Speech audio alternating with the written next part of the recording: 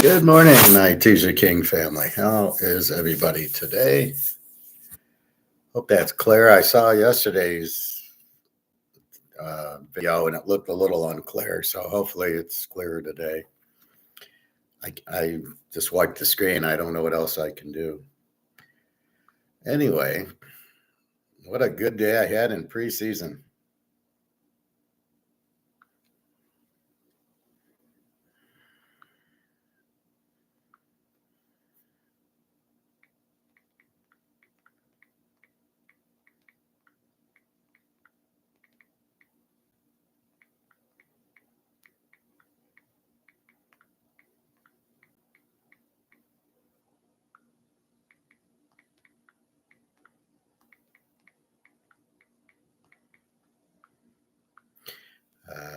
Just sending this out.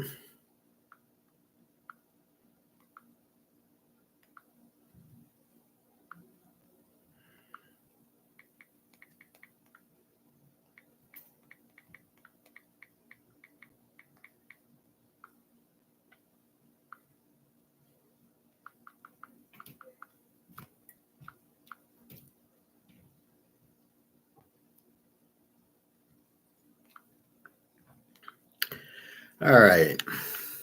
Well, gold starts at 5:45, 6 o'clock tonight. China gets a hold of it, but China hasn't been buying it lately. On COMEX, where we expect China to really jump it, it's not. I know these countries, it behooves them to keep the price lower so they can buy more, but I just don't think there's that much more to buy. So we will see. I know how people think the U.S. Stole the gold from Saddam Hussein and Gaddafi and the Vatican. Maybe they did, maybe they didn't. It doesn't mean they didn't go ahead and sell it to China. This is the part that people don't understand. So, oh, we took all the Vatican gold. Well, yeah, but we had 8,000 tons we sold to China. And I guess it's called a rehypothecation, meaning I'm gonna sell you my gold, but I want it back, which they'll never get back, or something like that. So that's just because we got other people's gold does not mean we kept it. And where we're getting gold in, why are we getting gold in now if we have 8,000 tons? Because we have to pay the shorts on COMEX, the COMEX Ponzi scheme. What a fucked up system that is.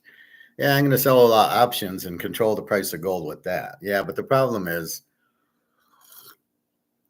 we can't control the price because it's worldwide. It's not U.S. And just the U.S. we could, but not China, Russia, BRICS all have gold, and we cannot control that price. Believe me, if you have 70,000 tons of gold, you want gold to be a hell of a lot higher. I don't know that they want to keep the price down to keep buying. They've got 70,000 tons.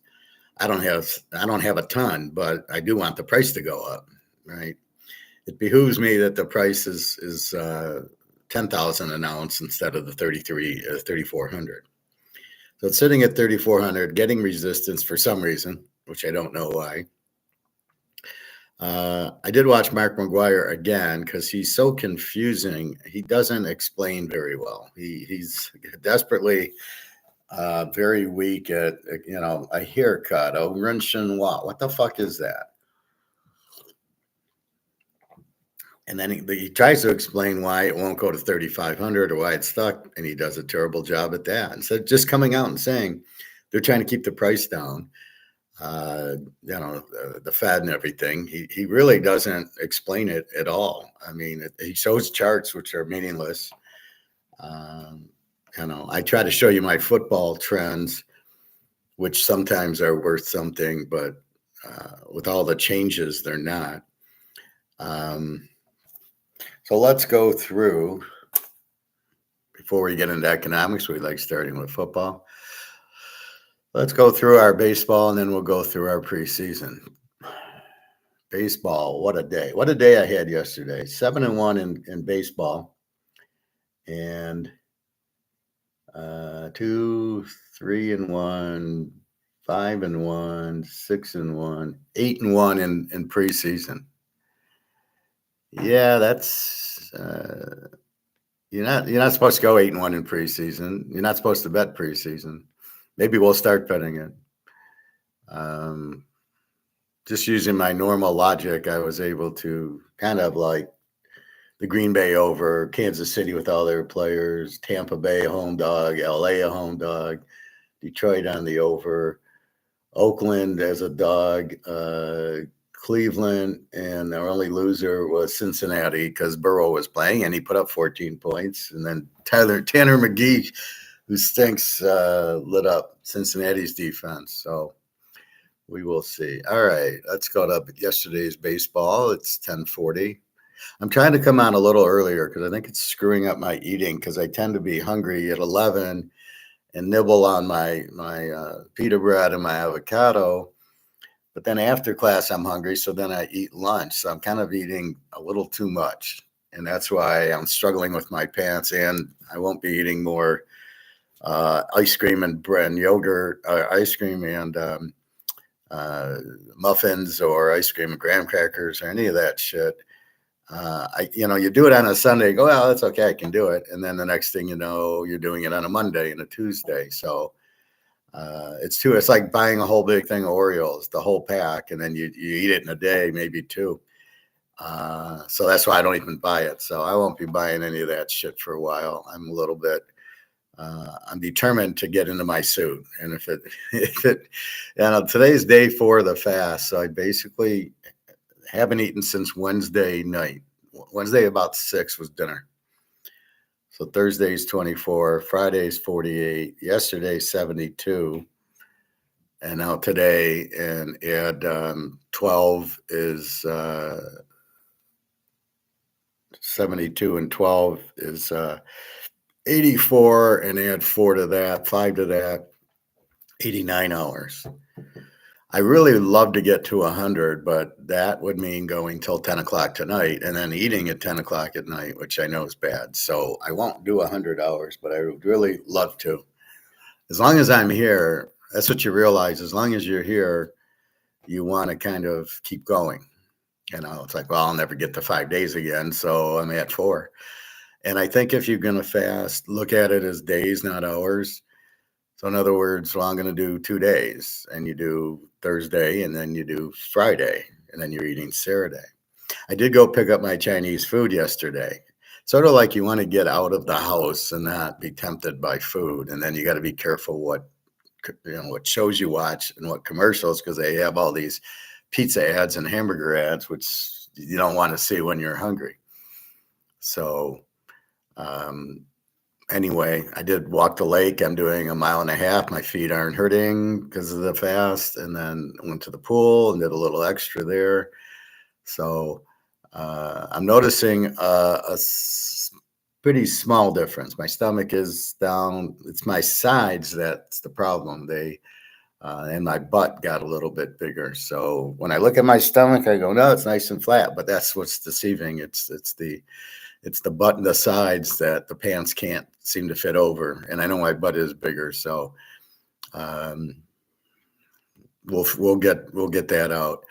But it's back to two meals a day. I'll do class about 10, and then I'll do I'll eat about 12:30 and have my omelet, and then 6 o'clock will be dinner. Will be a steak, chicken, fish with steak, chicken, or fish with a salad. That'll be it, and nothing after that. If I get hungry, it's going to be cauliflower and celery or something like that, and you just nibble on that. And that's, I need like a month or 2 of that, and then I'll be at my suit. So I got to realize, give it 2 months, and let's see if it's quicker. It should be quicker because I'm not as heavy as I was, but I probably gained 10, 15 pounds that I didn't want. But that's the problem. You start eating ice cream and you keep, and then you nibble here and you nibble there, and you go, and mentally you go, that's okay. I can have ice cream, and you can't. You can have it like on Sunday, and that's it. Or twice a month or something like that. You can't, because I'll get a half gallon because it's $3. And if I go to a ice cream place at $7 for a sundae, I go, oh shit, I'll just get the half gallon, which is fine. But every day you have some. I don't have any control to have a bowl on Sunday and then not have it until next Sunday. I can't do that. Anyway, enough of that. So we're trying to eat probably about 1 o'clock, 2 o'clock today. I want to get to 90. So 90 is we'll go backwards. So 90 is 6 hours is noon. So I probably want to go a little bit after noon, but I'll be here yapping. So keep my mind off of it. And I'm drinking, this is coffee with half and half and cinnamon and no honey while I'm fasting, and no artificial sweetener at all. And the same thing with my water. It's ginger with some cinnamon and lemon in it. So it gives me flavor, but nothing bad that will take me off my fast. I need a new ginger leaf. So I take the ginger leaf, cut it up, shave it, and then I just put it in. You can have ginger, like, ground ginger and just toss it in, but I figure this is better. And I need some more half and half. So I'll probably run to the grocery store after. But I want to go now. I'm so hungry, I'll buy the store. All right. Atlanta beats Miami 7-1. We don't have it. Houston and the Yanks. We do have Houston. The Yanks are on a 4 or 5 game losing streak. Yankees win 5-4. So that's our lone loser. Washington beats the 49ers 4-2. Again, you don't know what to do. The Niners don't hit. Washington, who knows? And, neither team are, the Niners are okay, but Washington's not that good. So you don't know. They're inconsistent. California beats Detroit 7-4. I do have California. I didn't like Charlie Morton, 7-10 with the 5.48. And you should hear the radio guys. It's hard to listen to the Tigers because everybody is a Hall of Famer on the Tigers. Charlie Morton, he's got 5 good pitches and he's a superstar with his 7-10 with the 5.48 record. Yeah, he's got a 5.48 ERA. So California beats them 7-4.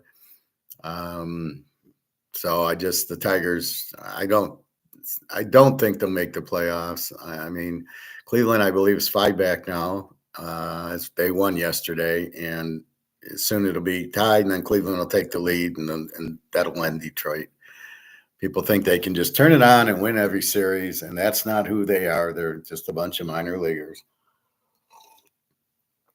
They got hot, and then they ran into Philly, and they ran into Toronto, and they ran into Seattle, and then they go, hey, yeah, we're not as good as the good teams. Cincinnati 2, Pitt 1, an under for Pittsburgh. What else is new? Did not play that. Oakland 11, Baltimore 3. We did have Oakland over 9. So Oakland did it all by themselves, 11-3. It's funny. Most of the time they hit. They got a good hitting team. Once in a while they don't. Same with Baltimore. They'll put up 15, 16, 20 runs. So these are high-scoring teams. KC 2, Minnesota nothing. I don't have it. I played the under with the two aces going, and it went over. And now it's 2-0. Milwaukee 7-4. Have Milwaukee on another 7-game win streak. So I played Milwaukee yesterday, and they beat the Mets 7-4. They're the best team record-wise. I don't know if they're better than the Dodgers or Philly, but there's 3-4 really good teams in the National League. The American League kind of sucks. Cleveland does get the win 3-1. We do have Cleveland as they are on a 5-game winning streak, and Chicago's on a 5-game losing streak. So we'll play Cleveland today. Again, they get the win 3-1. Atlanta 8, Miami 6. We don't touch this one. Actually, this is the second game of the doubleheader. Eric Fetty beat Sandy Alcantara, and the 5.40 ERA and the 6.55 ERA, and you get an 8-6 game. So that's my theory. The Cubbies 9, Cardinals 1. I was watching this on TV, Colin Ray looked pretty good yesterday. I don't know where he's been, but he looked good yesterday.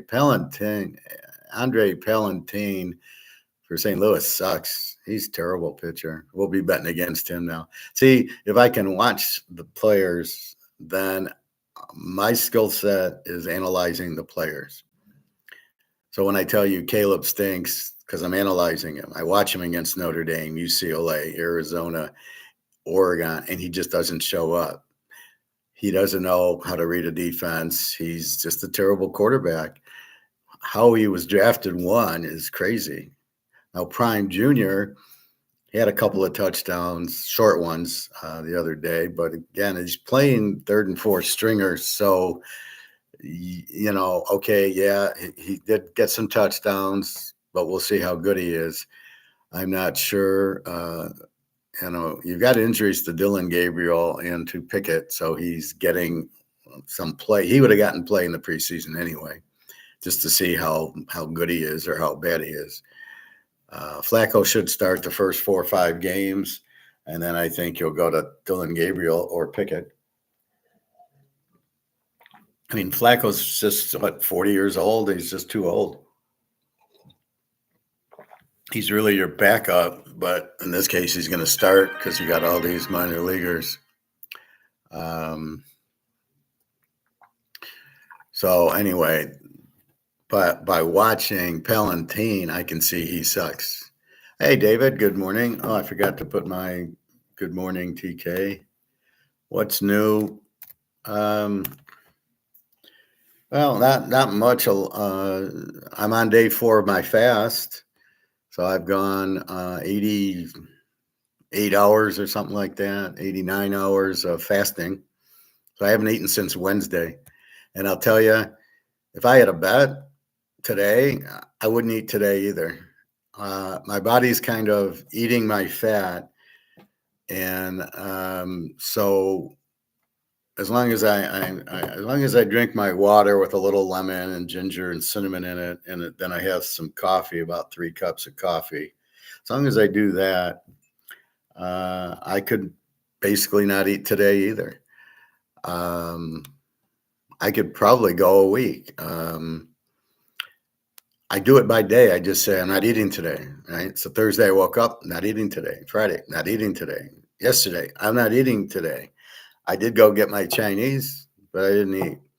Today, I've kind of like, I'm going to eat about 2 o'clock, I figure.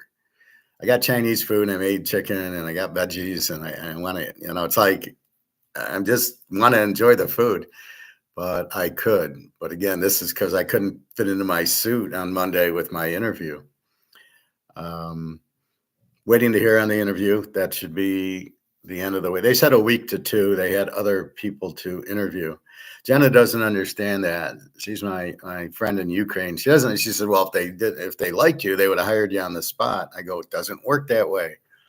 Businesses here want to interview. Like if I'm going to interview somebody, I would want to meet 4 or 5 people. Well, I do that with girls. I meet 4 or 5 girls, and then I decide who I want to, take out. And that's just normal. You want competition, and you want to see, there might be somebody better or that or whatever. So they're looking through it. I think I have a really good chance because I had a letter of recommendation from Ford, from a VP that said Howard does good work. So I'm probably in the lead, but we'll see. Anyway, as I left you yesterday, I did some things. So the housing market is busting. The rental market is busting. I showed those videos at the end. I did watch the video to see. It did play through the whole time. Sometimes I get this internet connection is weak, and then I lose the class. But yesterday I lost it for about 30 seconds, but it didn't. I was still on. So I hate to keep going if I'm just, if nobody can see me. There's the bricks. They've already come out with the gold backed currencies. Mark McGuire told us this whole tariff stuff, and I'll get into that later. Tariffs can never work because you're raising cost. And if the costs go up, you can't raise the price. necessarily. You can try. Toyota tried making the Camry 35,000. Everybody laughed and said, we're not buying it. But you need a car. Yeah, but I can get another car. I can get a used car. I don't need to spend 35 grand on a car. And so they did lower it to 26 on my say, because I was in getting my oil change. I teach the sales manager his business and he likes it. What's up with these chemtrails in the sky? I don't know. I'll check that out. I don't know. They're really up to no good. They're really trying to kill us all. The food's terrible. The processed food. I mean, it's like when I go to the grocery store, I go to the fruit and veggies, and I go to the meat, and I get my eggs, and that, and I stay away from most of the aisle. I get salad dressing from Ken's, but all the canned goods I don't eat. The cereals, forget about it. I do get some nuts. You got to stay away from the chips and the cookies and the ice cream. All that's just processed. I mean, they're making it cheaper and cheaper so they can make more profit as they kill everybody. I don't know. It's not a good thing. I think Trump's out of his mind. I think he's very delusional. I'm going to do tariffs. This whole thing with thinking that we have gold because of Saddam Hussein and Gaddafi, just because we brought it in, maybe we just sold it to China there. But if we brought it in, doesn't mean we still have it. And it doesn't mean we didn't sell it to China, which we sold most of our gold to China. We rehypothecated it and sold it. So I don't know. As far as your question, I don't know. Chemical trails in the sky. Where is this? Over the U.S.? Is this over particular states, New York, California, or is it everywhere? Texas, Florida? So we have housing crisis going on because people bought too many houses instead of just buying a house to live in. And you don't buy a house as an investment. It should go up because inflation, because the money goes down in value. So it's really not the house going up. But if you start buying 3, 4, 5 houses because the interest rates were low, thinking it's a stock and you'll make money and then you'll sell them, you're crazy. That's what happened in 2008. So I don't know, but I'll look at that, David. Anyway, pretty good in exhibition football and baseball yesterday. I was 7-1 and 8-1. I'm having a pretty good week picking these games. All right, so again, we were talking Cubs and Cardinals. Philly 3, Texas 2, Lazardio against DeGrom. We liked it under, and it stayed under. Philly under 7.5. So I'm great. I had Philly under 2 days ago. They won. I went over yesterday, and it went over. And then today, or 2 days ago, and then yesterday, I had it under, and it stayed under 3-2. Because DeGrom, I don't know how many innings he pitched, but it's you're not going to hit him for a lot. And so Philly under 7.5 wins. Arizona 6-5. I didn't play that game over Colorado. It's good to see Colorado hitting a little. San Diego 5, Boston 4. I played Boston over 7.5, and that worked. Even though Adams had a 1.75 ERA and Whitlock a 2.87, I didn't trust him. I don't know who they are, and it actually was 10 innings. So it was probably 4-3, got tied at 4, went 5-4. So we got lucky with the overtime this time where we got to 9. The Dodgers 9, Toronto 1. We didn't play it. Seattle 7, Tampa 4. We had Seattle on a win streak, 5 or 6 games. That one, 7-4. So we lose Houston as our only loser. We win California, Oakland over 9, Milwaukee, Philly under, Boston over, Cleveland, and Seattle. And that goes 7-1. What a day. What a fucking day. David, what do you think of people turning houses? I think that's stupid. It's the market isn't right for that right now. You have a market with massive inflation, which means the money isn't worth anything. So you want to go buy a house, fix it up, and then sell it. But the housing market's in shambles. The interest rates make it very expensive. So what are you going to pay for it? For a regular house, would have been 200. You may be paying 300 or 400 for. So your start is higher, but then that isn't even an actual price. That's too high. So let's say the guy's paying 300,000 to fix up the house. He probably should be paying 150. So he's starting off too high. Then he fixes it up. That's going to cost him 50, 60 grand because all the materials are more expensive thanks to tariffs. Then he goes and now he's trying to sell it. Well, I got to make money. So I bought it for 3 and I put 6. So I'm going to sell for 400. There's no buyers there. It's between the 400 and the high interest rates. Houses aren't like cars. Cars, there's new cars and used cars, different interest rates. Houses, it's a house. Doesn't matter if it's new or used. So the house, not that it's used, it's just older. So it would be very difficult to add the money to fix it and then add your profit onto it and have a line of people wanting this house. And especially if the market's crashing, as I showed you yesterday, with the market crashing, nobody can sell right now. The market's up here, but the buyers are here and the housing market's here. So you want to buy a house, you're going to be up here, but the market's down here. You got to be able to sell it here, which means you got to be able to buy it here. Now, as this is crashing, and it's going to crash far worse, as this is crashing, then you will be able to buy it cheaper. It's sort of like what I tell people who want to buy stocks. I tell them, wait for the crash. Oh, but they're gold and silver stocks. Wait for the crash. If you're a rich German or rich Chinese or rich Russian or rich English, you're pulling all your money out of the market. You want to get out of the dollars. You want to get out of the stock market. So you're pulling the whole thing. You're not saying, well, wait, leave my gold stocks in. No, you're taking your profit on your gold stocks. But usually you either are trying to get out of the dollar, which is what we're doing, or you want to buy gold with it. You want all your money out. Not like, well, I'm going to leave these stocks in. So it's just, to me, the housing market is just like the stock market. They're going to crash. And really, it's for the same reason. You need money. People didn't buy one house and live in it. They bought multiple houses. This is the problem. So some guy, what are you going to do with 5 houses? You got 5 property taxes. You got 5 maintenance. You got to furnish them. What do you okay, so you're real rich. Okay, fine. But you're not going to make money in it.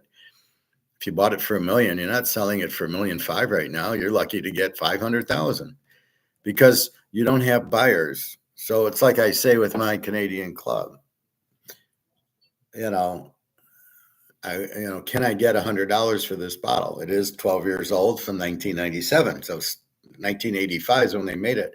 Can I get my money? Well, no, there's no buyers in it. I don't have the money to buy it.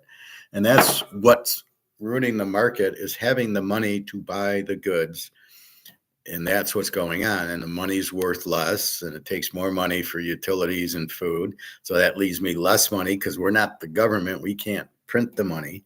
But even when they print it, it's inflated money. It's worthless. So that's why, why doesn't the government just print 37 trillion? Because the money will have no value if they did that. That's why they don't do that, because you can't print and print and print. It will cause it to be worthless. It's already worthless. People don't understand that concept that the money is worthless. They can't. Well, it's money. There it is. It says 100 on it. Okay, go to the grocery store and you buy 5 steaks with it, and there's your 100, right? So, I mean, you can't, it doesn't have the value. It says 100 on it, but it's not worth that. 100 isn't worth what it used to be. And that's really the point. It's people can't understand that concept, or they don't want to understand that. They don't want to understand that the Roman Empire is falling and the U.S. empire is falling, and they don't want to hear that. They don't want to understand it. They don't want to try to figure it. Well, I got 500 grand, so I'm okay. You're not okay. You're broke. No, I got 500 grand. Yeah, it's not worth anything. It's in monopoly money. Hence why we get out of the dollar into gold and silver, because that's going up while the rest is not. And keep in mind, gold and silver are not just U.S.; they're the whole world, and the whole world wants the price to go up. Russia, China, they're still buying, so they don't mind keeping the price down a little bit, but I don't believe there's much inventory left, and therefore that's what's going to kill it. And if the U.S. is bringing in gold, it's to pay off these option derivatives that the people are asking for delivery on. That's why they're bringing the gold in, not to have a gold standard. If we're going to have a gold, if we have 8,000 tons, so let's have a gold standard. Why aren't we? That's the only way to save your economy. All right, we'll get into this again. Let's go through baseball, as I said. What? No, David, I wouldn't turn houses. I just, people make it different. Just buy gold and silver and watch it go from 3,400 to 20,000. Watch silver go from $40 to 1,000. I don't get what's so like. You've got the magic key. Just go with the magic key. Just buy the gold and sit back and relax. You want to fix up a house. That means you got to spend your labor fixing your house up. You want to buy the materials, fixing your house up. And after doing all that, there's no buyer, and there's no buyer at the price you paid. So if you're going to do that, and you like to fix up and you like to turn houses, if you do that, wait for the crash. That's happening already. It just started. Florida, Texas, Tennessee, but it's going to be California will be hit. Just wait. And then once the shit hits the fan hard and it goes down, if that's what you enjoy to do, then buy the house that you would have bought for 500,000 for 150,000. But you still have to understand you need buyers. How's the market? How are the buyers? If there's no buyers, you're wasting your time. That's like trying to sell a Sandy Koufax card and nobody wants the Sandy Koufax card, or nobody can afford the Sandy Koufax card. More than likely, right? So I can't sell something there's no market for. I can't sell my Canadian club. If nobody wants to buy it, I can't sell it. That's what you got to understand when you want to flip a house. Is there buyers for it? Is there demand for the house? And can they afford it? And at what price do I have to get to the market on? That's what you got to do. All right. Baseball today, KC, Minnesota. KC 105, 9.5. Ryan Burgett went and won with a 2.83 against Jose Urena, 0-0 with the 5.24. Let's see, who's this Ryan Burgett? 1-1. Low ERA, but he probably hasn't pitched. He's from Canton, Ohio, went to West Virginia. 6th-round pick by the Padres. Now he's on Kansas. It's funny how quickly they give up on a 6th-round pick in 2021 that they know he sucks. Okay, this guy. Let's see. Well, he was a reliever, had a few one-inning games, and then he started against the 49ers. So in June, he started pitching. 5 innings. It's mostly 5 innings to start, a few 4 innings. He gives up 2 runs, 1, 2, 3, 3, 2, a few shutouts, but mostly gives up 2 or 3 runs. But he's from Canton, Ohio, Football Hall of Fame. So I'm not going to trust Ryan Burgett, Jose Urena. I'm not trusting. Kansas City's getting close to 500. They're not that bad of a team. They just don't have the pitching, which is most teams' problems. The Dodgers especially. The Tigers have no pitching. Cincinnati at Pittsburgh. We got Cincy 1-10-8. Zach Littell 9-8 with the 3.46. Mike Burrows 1-4 with the 4.45. This would be a prime over, except Pitt can't hit. Cincinnati's struggling at Pitt. I wonder if it's the ballpark. I know it's hard to kick field goals at Heinz Field from a long distance, so we'll see. But I can't play this either way. Mike Burrows 4.45. Like I said, it would be an over, but Pitt can't hit. So you can never play Pitt over. It's either Skeins or an under or just stay away. Miami and Atlanta. Atlanta 148.5. They won yesterday. Cal Quintrell 4.9521. Joey Wentz 2-3 5.34. This should be an over. They played an 8-6 game yesterday. You've got these 5 ERA pitchers going. It just smells like an over, so we're going to go over. And today is 8/10.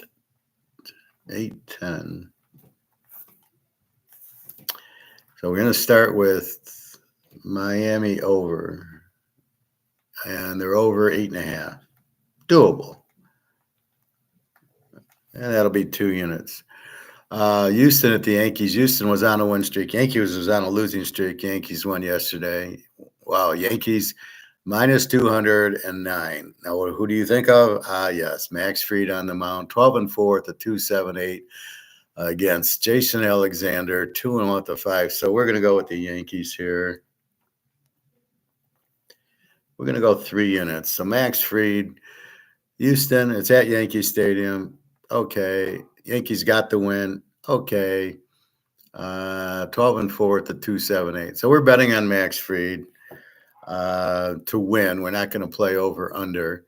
Yankees should have a good day hitting Alexander with his 5.97 ERA, but we'll see. So, 5-0 Yankees probably, depending on their bullpen. Well, they got the new guy in the bullpen, so they should be good.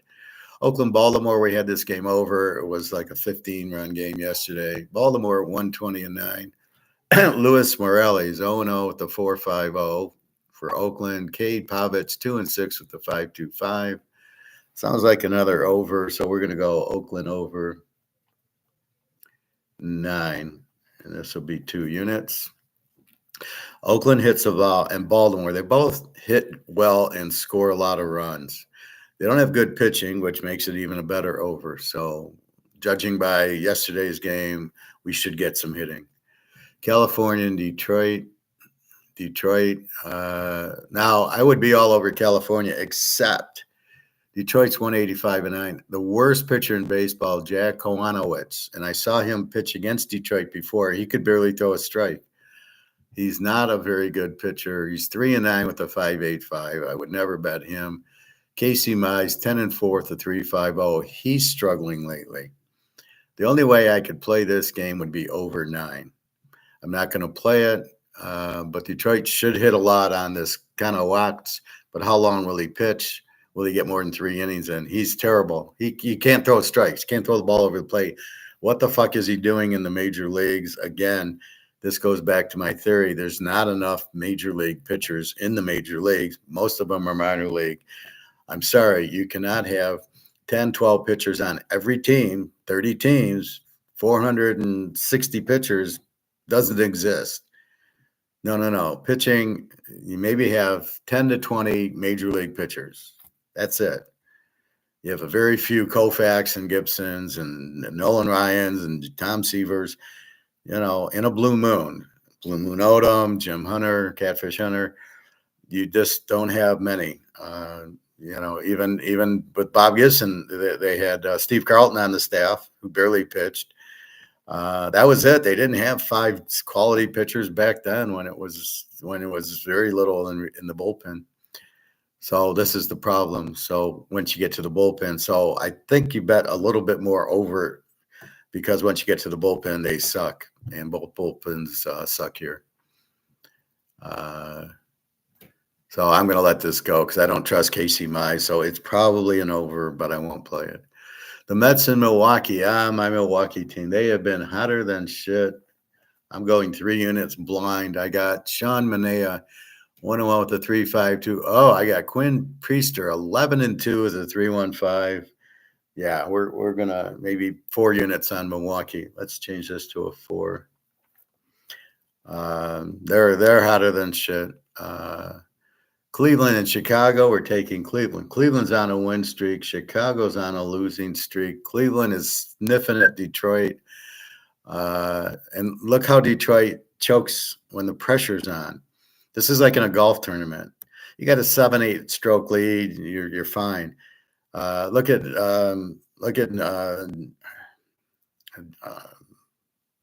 Greg Norman against Nick Faldo in the Masters. Greg Norman's got a 6-7 point stroke lead, and here comes Nick Faldo, and it's 5, it's 4, it's 3, and Norman choked it away because Faldo made it tight, and then he choked, and that's what Cleveland's doing to Detroit. They're okay. They're up 15, 16 games. Everything's happy in the games. Pressure comes on. They start losing to California. They start losing to Minnesota. And Cleveland's going to really turn it. Cleveland's a perennial. They win the division. Very good manager. Look for Cleveland. They were under 500. They're now 61-55. They're now 6 over 500. And Detroit's shitting in their pants. So look for Cleveland to keep dominating. And they're going to catch Detroit. They're going to catch and pass Detroit. They'll win the division. Detroit, I don't know how far they fall. I a couple of weeks ago, I think there were 60-46 or something. It was like 165 games, and I did the math, and I said they'll be lucky to win 81, 82 games, and I still think that. And but Cleveland will catch and pass. So I don't know if Detroit will make the playoffs with 82, 83 wins. Philly and Texas. My favorite. I love Philly. Philly 155, 7.5. Zach Wheeler 9-5, 264. Patrick Corbin 6-7 with a 3.91. Wheeler, I don't know if he's that good at 264. I watched him the other day, I think against the Tigers or something. He didn't impress me. He's got a good ERA. Corbin 6-7, 3.91. I think Philly. Let's go with Philly to win this game. We'll go 2 units on Philly. And we'll bet Zach Wheeler.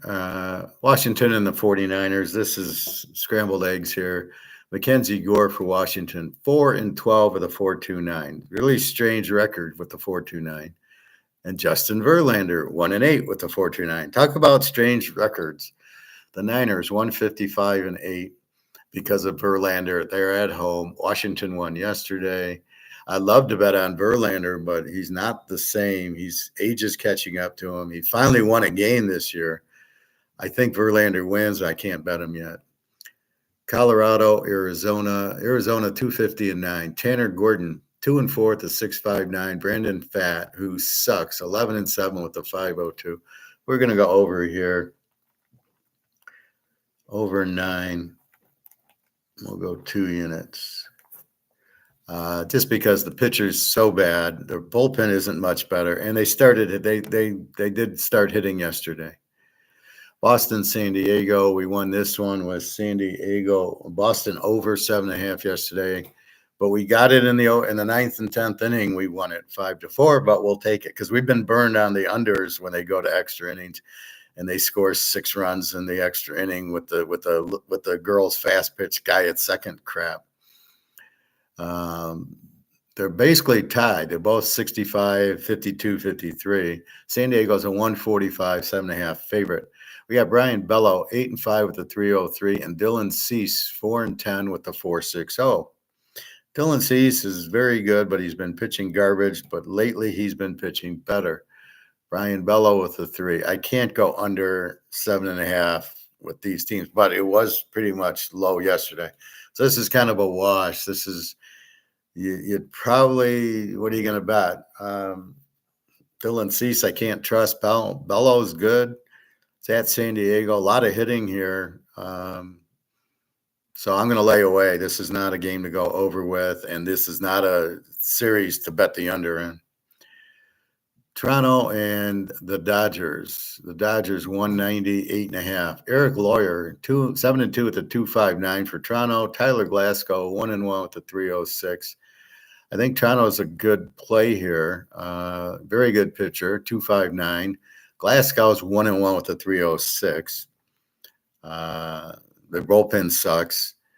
They can hit, as can Toronto. But this is not a game you bet the over. You got a pitcher with a 2.59. He's going to shut you down. I'm going to leave this alone. I do like the under, but I can't. It's too hard to play it with all these hitters. Tampa Bay, Seattle. Seattle 197.5. Adrian Hauser 6-3, 254 against Ric Flair. Brian Wu 9-6, 302. This game we will go under. Seattle under. Actually, we might have to go Seattle because Seattle's on the win streak. But we got Hauser 6-3 with the 254. There's not going to be a lot of runs here. And the Cubs in St. Louis, again, the night game. They were the night game yesterday. Why are they the night game today? Cubs 120-8. Shoto and Managa 8-4, 312. Sonny Gray 10-5, 421.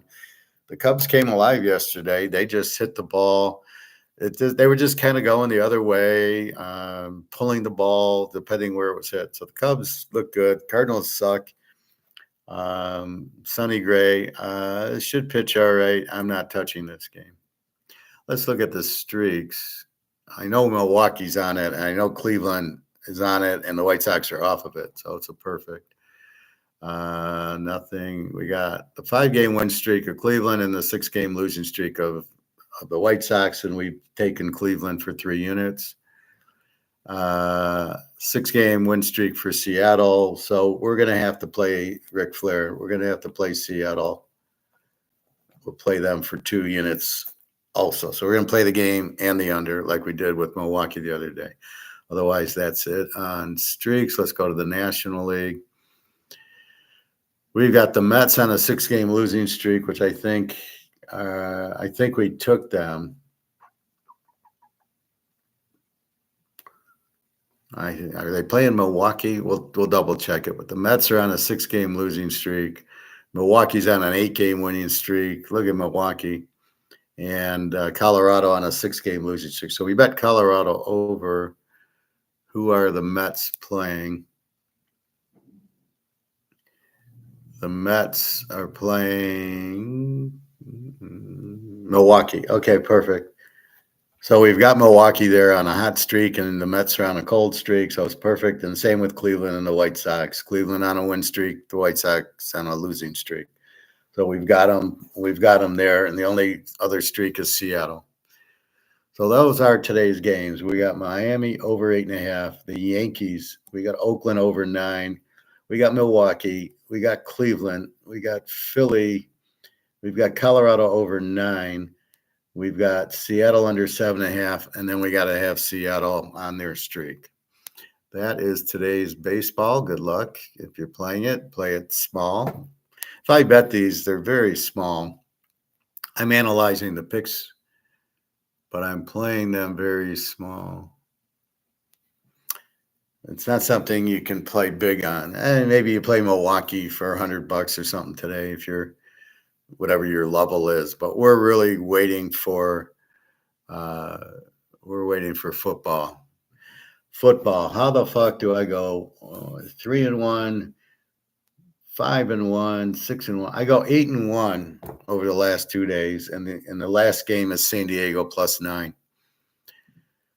So I went on my sheet, so I won't go into the box scores with the quarterbacks. So let's go through the score. So Baltimore beats Indy 24-16. Philly 34-27, although Burrow did throw 2 touchdowns in the first quarter. Oakland and Seattle tie at 23. Cleveland 30-10. Carolina just sucks, as we know, and Cleveland's not much better. Carolina might not win. Detroit 17-10 over Atlanta. We hit the over, but it was a strange game that they all quit in the fourth quarter. I wouldn't bet these teams to do shit if they're quitting.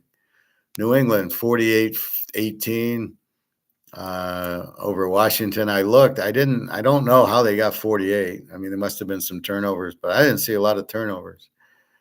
Maybe fumbles. The Giants 34, Buffalo 25.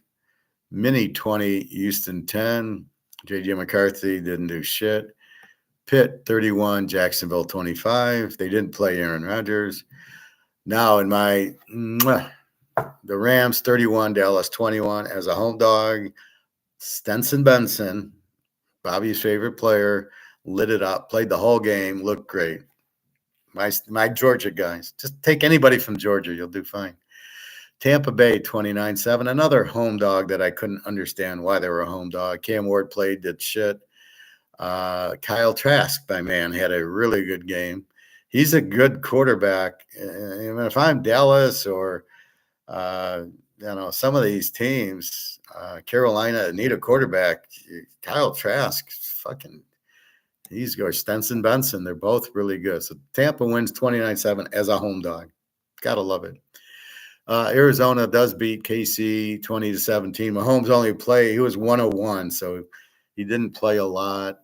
Kelsey played, Pacheco played, the defense I assume played, but we had KC plus 7.5 as we bet him as soon as I heard Mahomes was playing. I think he threw a touchdown. I'll have to look at that, but Arizona wins 2017, but we got KC as a dog, so we're happy times. The Jets 30, Green Bay 10. I don't know. Green Bay must really suck. I love that overplay the week 1 against Detroit. The Jets 30-10. They played Fields very little. It was Cook and Martinez. Adrian Martinez from Nebraska is terrible. What is wrong with this coach? And Fields and then Cook. I think Cook is from Missouri. Brady Cook was pretty good, but I don't know what happened here. Green Bay didn't show up, but we had over 32.5, and as you see, it got to 40. And then Denver wins 30-9 over the Niners. Ellinger and Stidham are pretty good backups, and Bo Nix, I don't think he played. So let's go through the quarterback. Well, first let's look at tonight. Miami at the Bears. Bears 2.5, 37, two shitty teams, probably an under. And New Orleans, San Diego, we've already bet San Diego plus 9.5, and now I see San Diego is -2, so they're the favorite. Still like San Diego. Trey Lance, and then you've got Heineken as their quarterbacks. New Orleans, Rattler sucks. Hayner's the best, and then Tyler Shaw, who is a rookie, he's not going to do much. So that's today. I took San Diego as a home dog. All right, let's go through the picks. So I start off with Kansas City with Cincinnati, and I lose with Cincinnati. Then I go Oakland, Cleveland. That was the initial bet, and they both win. Cleveland wins outright. Oakland ties. Then we go to Detroit over 26.5, which technically wins, but I don't think we can get paid. And then I had it with LA plus 8.5. So you would get your money back in this situation because you got the win with LA. So if you're at the sports book, they should give you your money back. It should be a win, but we got Tampa Bay winner with San Diego as a dog. And then we got Kansas City again with Green Bay over 32.5. And they win. So the only loser being Joe Burrow, who did put up 14 for us. Now let's go through the teams. So Philadelphia, Jalen Hurts. I'm just going to go through the quarterbacks. Thompson, Robinson, and McCord are the backups. I don't mind Thompson Robinson. I think he's okay. He's better than Hurts probably. Washington, Daniels, Josh Johnson, who's terrible, but Sam Hartman did play. He's very good. He's not Daniels, but he's very good. The Giants, Dart, Danny DeVito, Winston, and Russell Wilson. Russell Wilson did play. Dart's not very good. DeVito is better than Dart. And then Winston is the turnover machine. So they're okay with Russell Wilson. Dallas, Prescott, Will Grier, who I love, and Joe Milton, who's terrible. Will Grier should be the starter here. He's much better than Dak Prescott, but they'll play Dak Prescott. Shut the fucking dog up. Why do they do that? Why is the dog barking? They need to train the dog if they're going to live in an apartment, right? All right, so Will Grier is much better than Prescott. Prescott is very good. I don't know why they keep starting and losing with him, wondering, oh, it's the coach. No, it's Dak Prescott. Detroit, Golf, B. Allen, and Hendon Hooker. They need help there. Hooker is looking bad because I think he's confused. Allen looked okay. Golf chokes under pressure. What can you say? Chicago, Caleb and Baggett. Baggett's better than Caleb, and I don't know who the third quarterback is because they haven't played yet. Green Bay, Love, Willis, and Sean Clifford from Penn State. Pretty good group. I don't know how good Love is. Willis, I don't like. Clifford, I don't know. We'll have to see. Minnesota, McCarthy, Thurston Howell III from North Carolina, Brett Rippon, and Browsmer, the quarterback from Minnesota. You got problems there. McCarthy stinks, and he'll get hurt. Maybe Brett Rippon, Thurston Howell. I mean, what is it with Minnesota? They don't know how to choose quarterbacks. So if I was Minnesota, I would trade McCarthy to Tampa for Kyle Trask, or I'd try to get Hartman. Both are better than McCarthy. Howell wasn't Brett Rippon wasn't much, and Browsmer. So they got four kind of bad quarterbacks. Whoever, and they had what? They had Kirk Cousins, who sucked. They got Darnold, who was probably their best in 10 years, and they let him go. I would have kept Darnold over these four bums. So very weak quarterback at Minnesota. LA, Stafford, and Stenson Benson, and we love Stenson Benson at Georgia, and he played the whole game very well. They lit it up, good touchdowns, very good quarterback. So when Stafford goes, Bennett will be their starter. Oat the Goat, how you doing? Who you got for Major League Baseball today? Oh, where were you? I already did it. All right, I'll go through the picks again for you. We got Miami over 8.5. We got the Yankees 3 units, Max Fried. We got Oakland over 9. We got Milwaukee on an 8-game winning streak, with the Mets are on a 7-game losing streak. That's our top play, 4 units. Cleveland on a 6 or 7-game winning streak, and the White Sox are on a 7 or 8-game losing streak. We got Cleveland, who's about to pass Detroit, 3 units. We played Philadelphia, good pitcher going. Colorado over 9 for 2 units. We got Seattle with Ric Flair going, 2 units, and the under because Tampa pitcher is like a 3.5 ERA. So it'd probably be low scoring. But Seattle's on a 6-7 game winning streak, so we're going to bet Ric Flair there. Brian Wu. Those are your games. So the best ones: Milwaukee, Cleveland, the Yankees. The Yankees finally won, and they got Max Fried going. So look out for them. Let's go. San Francisco. All right. So it's Stafford and Bennett at LA. We didn't see anybody else. And I'm glad. Bennett, I couldn't understand. He didn't play. The first year, I think he was injured.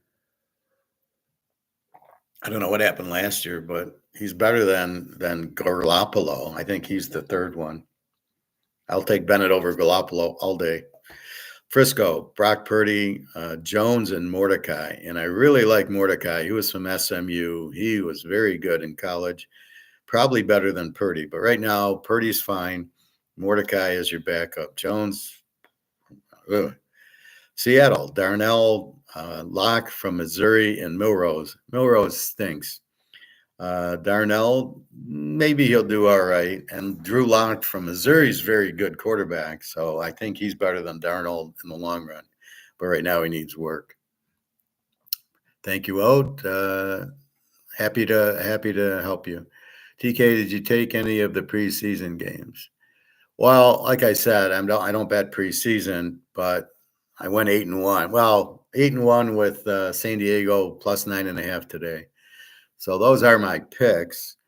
Again, my rules, I don't bet on 4 stringers, although we're starting to see Burrow played, Mahomes played, a lot of quarterbacks played.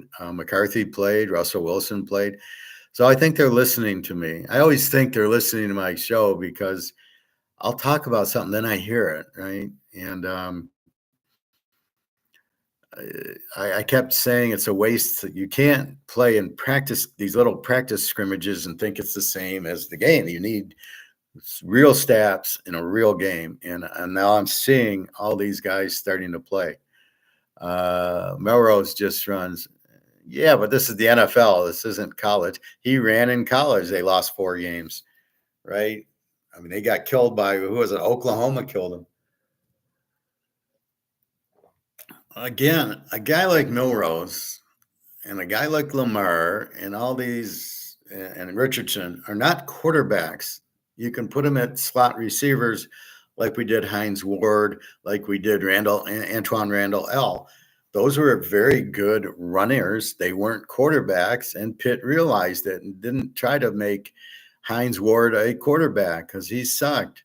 But yet, for some reason, they want to play Richardson at quarterback or Milrose. He's got good moves. He'd be a great receiver. What are you fucking around with him at quarterback for? All right, so then I'll give him a little screen and let him with all those moves. He'd be great. Or Lamar. Lamar has who does Baltimore have? Lamar has Cooper Rush, who played a lot for Dallas. Let him be your starting quarterback. You'll win with him. And then you can throw little screen passes to Lamar and watch nobody catch him. But to keep Lamar at quarterback, you're never winning anything. You've had 8 years. How many playoff games have you won? Yeah, one against a weak Houston team. You're not winning in the playoffs with Lamar because he's not a quarterback. And the quicker so what do you want to do, Baltimore? Do you want to win? Or do you want to read the press clippings how good Lamar is in the regular season against weak teams, but not, when you start blowing 10-point leads to Oakland and Cleveland last year at home, he ain't your quarterback. And you're delusional if you think he's going to lead you anywhere. So what do you want? Do you want to win Super Bowls, or do you want to have a nice regular season and go out in the first round of the playoffs? But if you put Lamar at slot receiver, you could win a Super Bowl with Cooper Rush. Milrose is terrible. All right. So let's see. So Seattle, Darnold, who's okay, unless they blitz him. Drew Lock, who's very good at Missouri, loved him there, and Milrose, who's a wide receiver. Arizona, Kyler Murray, Jacoby Brissett's moving around the league, and Clayton Tune, who's not good. I like Brissett. I like Murray. He can throw the ball much better than Lamar and Milrose, at least. And Brissett's a very good backup. Lamar only goes to playoffs. He sucks. Golf too. Yeah, I know. Golf's terrible. Golf's a choke. Why do you think the Rams gave up on him for Stafford? Right. That tells you everything you know. Sean McVay's a great coach, great offensive coach. So if he's given up golf for Stafford, he's given up a 28-year-old for a 35-year-old. And yet, what does he do? He can't win the Super Bowl with golf, but Stafford wins the Super Bowl with him. Stafford got him against the Eagles last year. Stafford, it's the Rams and the Eagles for the Super Bowl this year.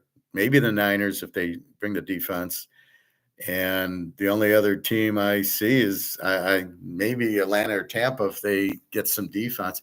I'm waiting. I'm curious with Atlanta if they get a new offensive coordinator in there. You got Penix, you got receivers, you got Bijan Robinson, and now you added the Georgia stud and the Tennessee stud for your defensive ends.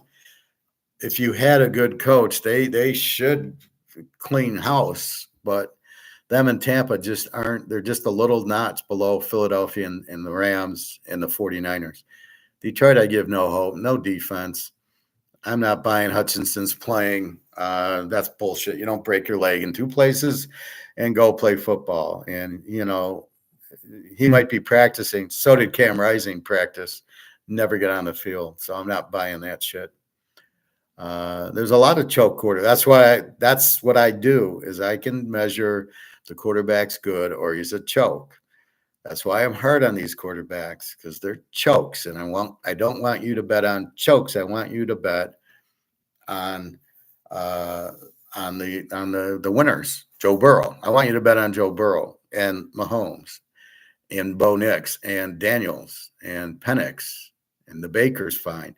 I do not want you to bet on Lamar and Milrose and all these clowns that run the ball. You think Washington will be good? Washington will have a great offense because they got Cliff Kingsbury as their offensive coordinator. So, however, defensively is what worries me. But they do have Bobby, what's the name from Seattle? Bobby, the middle linebacker. You know who I'm talking about. So, when they ran up against Philly and they ran Barkley down their throat, they couldn't stop them. So, has Washington fixed that? Because they're going to have to do the same thing again. However, they did score in the regular season. They played Philadelphia pretty good. I think they beat them once and they lost by a couple points the other game. But in the playoffs, they just didn't go. But yeah, I love Daniels and decent running back. McLaurin's going to play. So McLaurin's going to sit out and not make $15 million? Really? That ain't never happening. I'm not sitting out and not working. If I get an offer, I'd take it. I might not like it, but I'd take it. I'm not going to pass on, $100,000 or something like that. They're not passing on $15 million. He'll be there. It's their defense. It's did they make adjustments in free agent and in their draft to get stronger? We'll see. It's funny the Lions are talking about that guy from Ohio State they drafted like 6th or 7th or 28th or whatever. He stinks. I watched Michigan, Ohio State. I watched Ohio State in the playoffs. The guy didn't make a tackle. He just stands there. He gets blocked. He just stands. He doesn't get off blocks, and he doesn't tackle. So the Lions, again, fuck up the draft. But everybody will say how great their GM is because he drafted a running back from Alabama and a receiver from Alabama because they're fast. Okay, you're great. Okay, great GM. He wasted a pick on a lineman last year in the 3rd round. The guy will never play. Anyway, so I like to think Washington, we know they'll score. We'll see them against the Giants. That'll be a test because they're playing Russell Wilson. They're playing Scatterboo. They're playing Neighbors. Can they stop the Giants? If they can't stop if it's a 35-31 game, which is I'm betting it over, I would think they're going to have all their hands full with Philly, and then I don't see them until they fix their defense. And you got a guy like Daniels on that rookie contract. You got to bring in, or Bobby Wagner's the guy. It's funny when I try to think of it, I can't. When I don't try to think of it, it pops in. But when that goes, let's see what their secondary. So we'll see if their draft and their free agents play better defensively. They got the offense to go to the Super Bowl. But as we saw from Dan Fouts and Dan Marino, you need the defense to win the Super Bowl or to get there, not the offense. So we'll see. Arizona. Okay, we did that. New Orleans, Rattler, Hayner, and Shaw. Now, they didn't play yesterday. We'll see what happens. Rattler's terrible. Hayner's the best. And Shaw, I think he's okay. I don't think he's great. He got beat out at Texas Tech. And then Louisville didn't do much. So I don't see this guy a first rounder. He's a 4th, 5th rounder.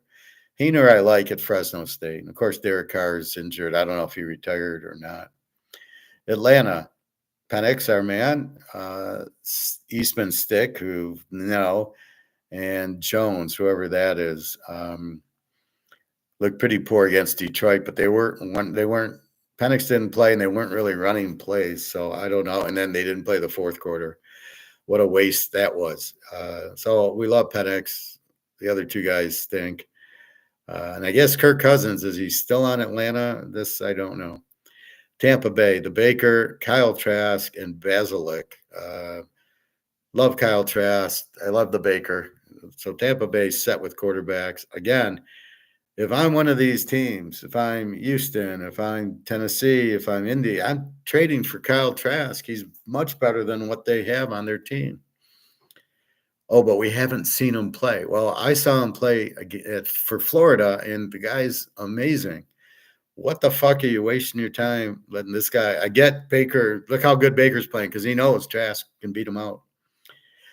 Carolina, Andy Dalton, Plummer, and Steve Young. Steve Young's terrible. Dalton, I don't know why they're not playing. And Plummer's from Washington, and he's from Louisville, and he's terrible. So Dalton's their best quarterback, but they're going to go with Steve Young and lose every game. AFC, Aaron Rodgers, Skylar Thompson, and Mason Rudolph. Mason Rudolph I liked at Oklahoma State. He's not bad. Skylar Thompson's terrible. And, of course, Aaron Rodgers is great. So as long as he's healthy, Pitt with that defense and TK Metcalf. And I noticed the running back from Iowa Johnson played about 7 or 8 carries yesterday. So Pitt's going to be the sleeper there. If Rodgers plays the way Rodgers can play, they will beat Baltimore. They have the defense, and they know how to defend Lamar, as does Cincinnati. Baltimore, Lemire, Dennis Leary, who's terrible, Cooper Rush, who's very good. And they added Rashid Ali, a running back from Marshall, who's outstanding. He's one of these little scat backs that it's very hard to tackle. Go well with Henry, good out of the backfield. A good, like little, what do you call them? The safety valves, right?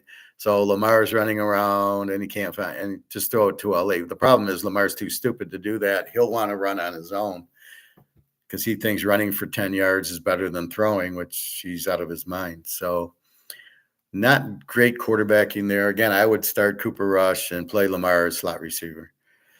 Cincinnati, Joe Burrow, the Riddler, and Browning. So not much behind Burrow. If they have to go to Riddler, they're in trouble. Again, he's not good, but because he's got experience, they keep him on the team.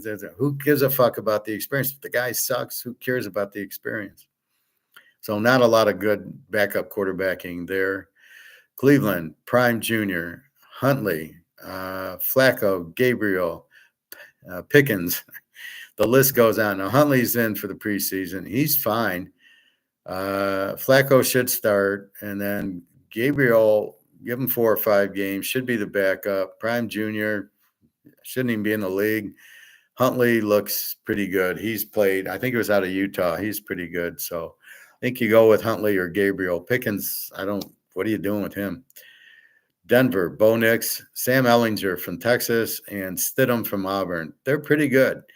I don't mind Stidham or Ellington backing up Nix. I think you're pretty safe there. Much better than Baltimore and Cincinnati. San Diego, Herbert, Trey Lance, and Heineken. We know Lance sucks. Heineke's okay. He did play well in the playoffs against Tampa Bay when he was at Washington. So he's got some good experience. And Herbert, notice how they got rid of Stick. Now he's on Atlanta. So Atlanta picked him. He's terrible, Stick. So Herbert's good. Harbaugh's the one I worry about. And then what are you doing with Trey Lance? What are you going to do with him? Yeah, he's terrible. Okay. KC, Mahomes. And I like KC's. Zappy and Minshew are very good backups. Zappy's way underrated.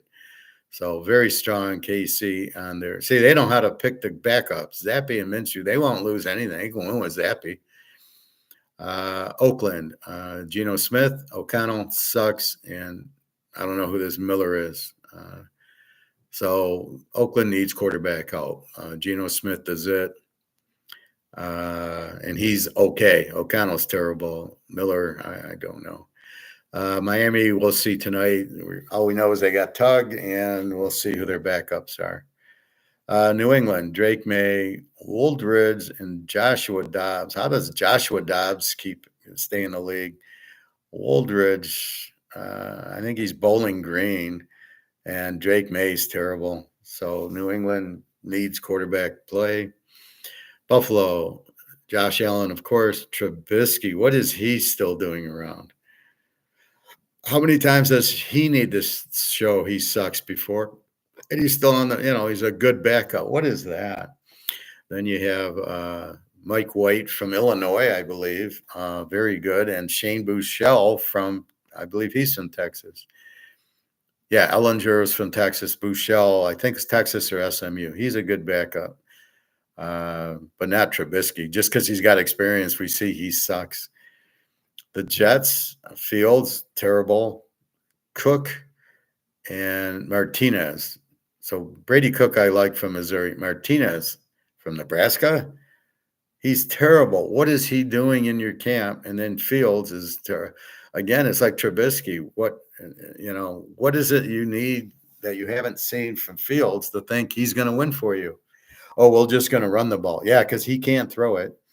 And then Martinez is terrible. And Brady Cook is the best, but he's all right at Missouri.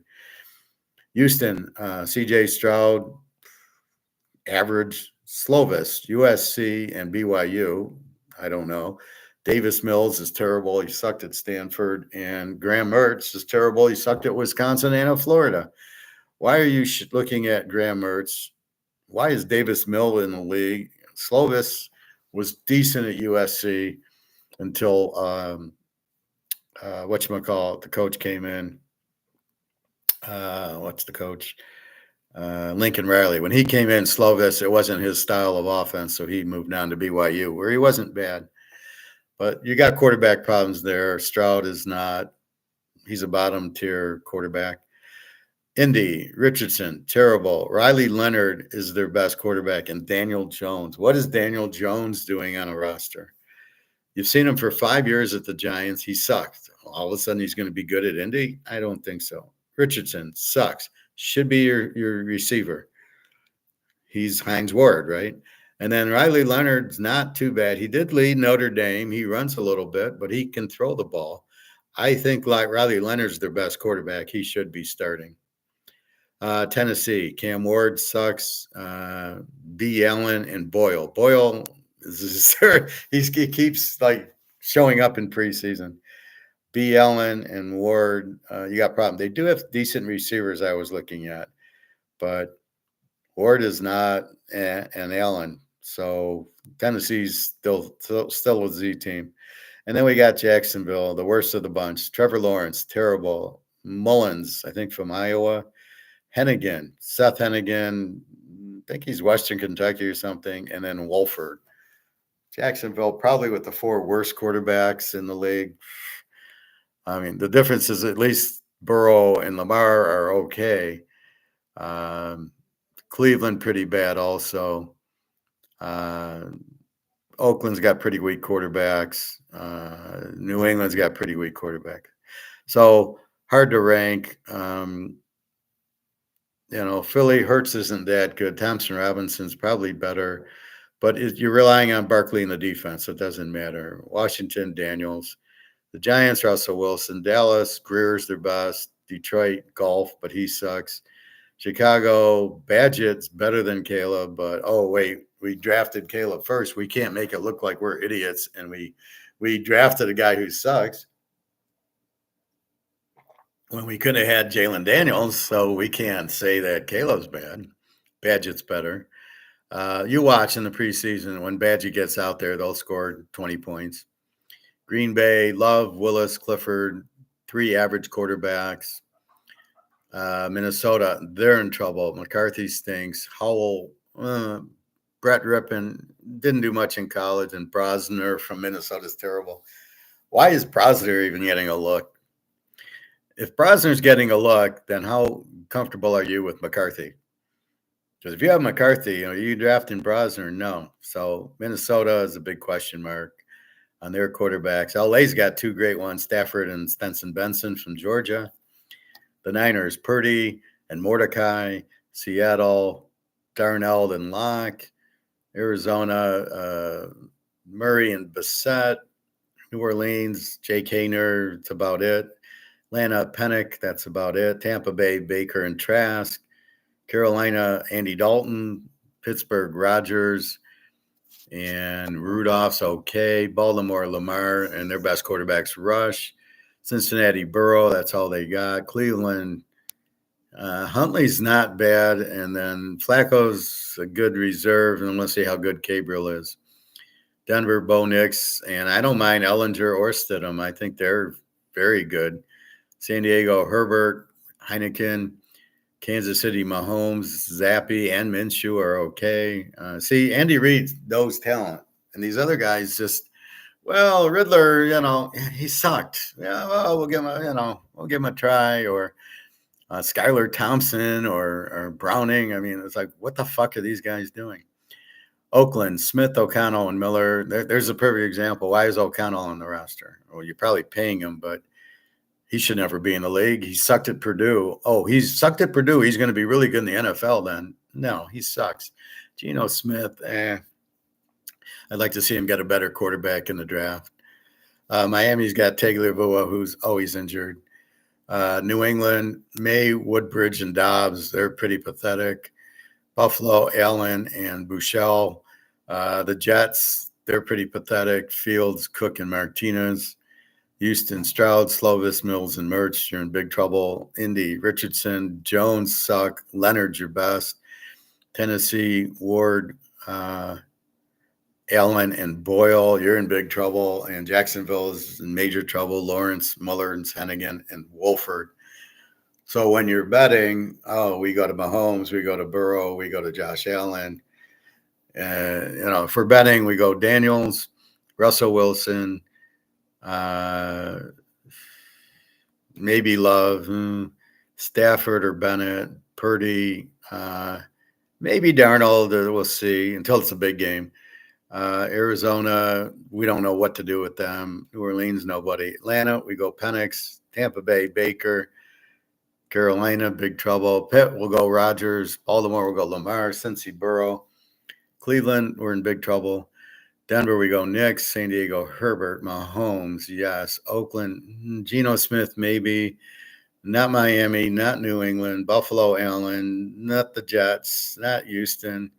For sure not Indy. Maybe Riley Leonard looks good. Not Tennessee, not Jacksonville. So you can see how you bet right off the bat. You want to bet the good quarterbacks, and you don't want to bet the bad quarterbacks. So that's how you bet. You bet on good players. You bet against weak players. The art of war. We go to the weakness, and the weakness is the Trevor Lawrences, the Caleb's, the Bryce Young's. Those are the weakness. That's who you pound against, and then you bet on. Mahomes happens to win every game. Joe Burrow, Josh Allen, those guys, and that's really ABCs of betting. You bet on talent. That's what you're looking for, and how these GMs are so fooled. How could you pick Caleb as your number one pick? Are you insane? How can you make the number one pick, 2 years ago, Bryce Young? Are you insane? The guy can't throw. He's another one of these Alabama kind of running like Milrose. So that's what you look at. You don't do that. We can touch base in college. If we look at college, let's do the same thing here. Your top quarterbacks in college. So this will help us the first couple of weeks until we get better ones. So who do we want? Cade Klubik, Clemson. Yeah, we can bet on him. Garrett Nussmeier, LSU. Absolutely. Arch Manning, I would not bet him to beat Ohio State with all the tea in China.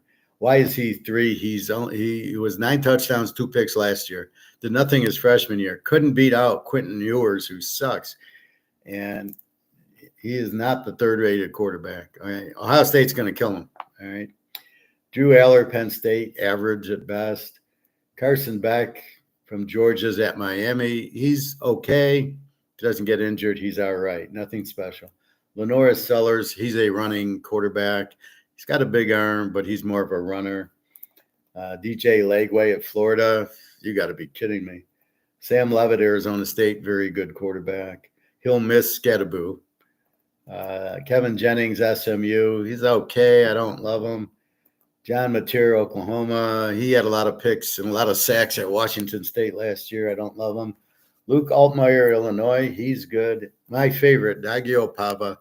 We will bet Vanderbilt a lot because they got Dagio Pava. To win at New Mexico State, and they went like 11-3 when he was there. He's a great quarterback. He knows how to run, when to run, and he knows to open guys. Very clutch, very good on 3rd and 4th downs. He's your sleeper. He's your best quarterback in the whole thing. Rocco Beck, Iowa State, I can bet on him. Taylor Green, Arkansas, I don't like. Josh Hoover, TCU, absolutely. He's much higher. Devin Dampier at Utah is a good running quarterback. He can throw okay, too many picks, but I think Utah will be okay. Julian Sayin, what's he doing on the list? The freshman at Ohio State, transferred from Alabama. That's 2 strikes. Alabama doesn't do quarterbacks. Well, he was a 5-star in high school. Yeah, this isn't high school. So I don't buy that for a moment. Fernando Mendoza from Cal went to Indiana. I don't buy him. Darian Mensah, Duke, came from Tulane, I believe. He's pretty good. Sawyer Robinson, he should be much higher on the list at Baylor. He didn't start last year, but when he came in, Baylor, boom. So I like him a lot. Dylan Raiola, I'm not smelling what he's cooking. Nico Iameva, the volleyball player from Tennessee, is now at UCLA. I don't see anything there. Demon Williams at Washington. Maybe I like the Washington coach who was the Arizona coach. Blake Horvath at Navy, well, he's just a runner. And Avery Johnson, Kansas State, he's kind of weak. So this is a terrible quarterback class. You got Daggio, you got Nussmeier at LSU, you got Cade Klubeck. Who would I draft? Maybe Carson Becks. Sam Levitt I would draft. Luke Altmaier I would draft. Daggio, Rocco Beck, and Sawyer Robinson at Baylor.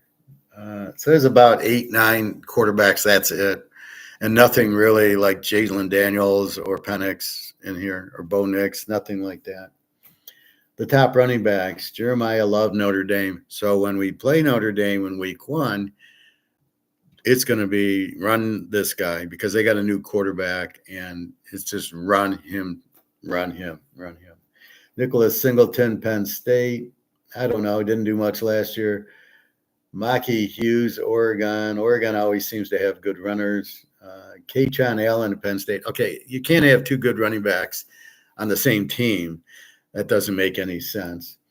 Isaac Brown, Louisville. And Jalen Ott was good at Cal, but he had a bad year last year. I don't buy it. Justin Haynes at Michigan. I don't buy it.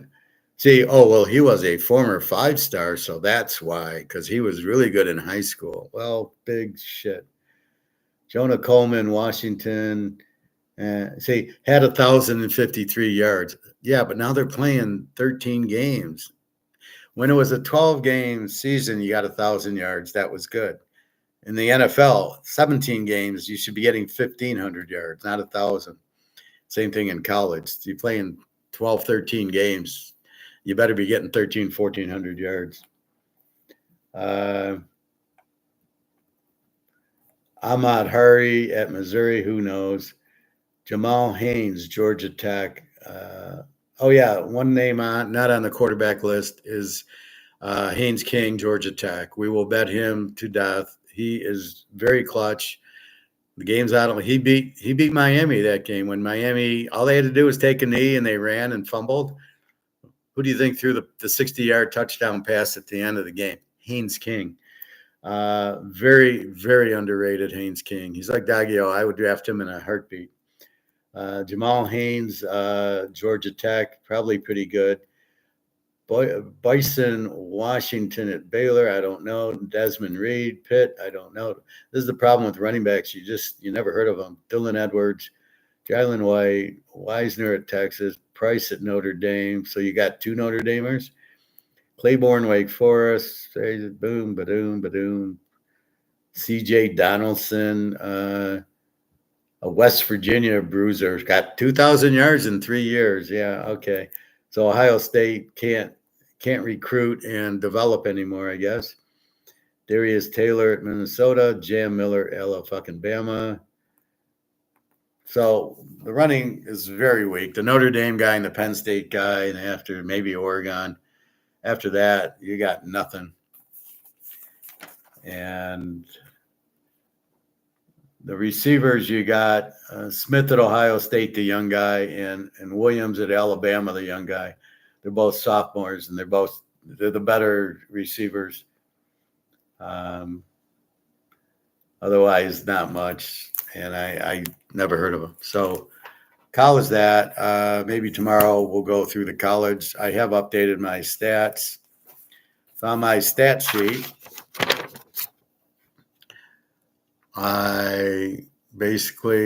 here's Arizona, Hawaii. My line's 17. Their line is, 13 and a half? I can't even, it keeps changing.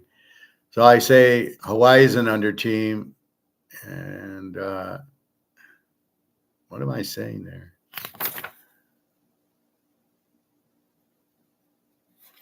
I'm not sure what an N is. I just made up a new one. It's usually over or under. Like New Mexico's an over team, Michigan's an under team. Let's look at Michigan. So they're 24-point favorites is my line. They're 35.5. In the real world, they're an under team. Good defense, no quarterback, no offense, but we'll see if underwear is any good. New Mexico was an over team, terrible defense. Here's New Mexico's defense at 38. Michigan's was a 20. Over under 52.5. New quarterback or returning quarterback. Both quarterbacks are new. And the coach, they got a new coach at New Mexico. Michigan's is a returning coach.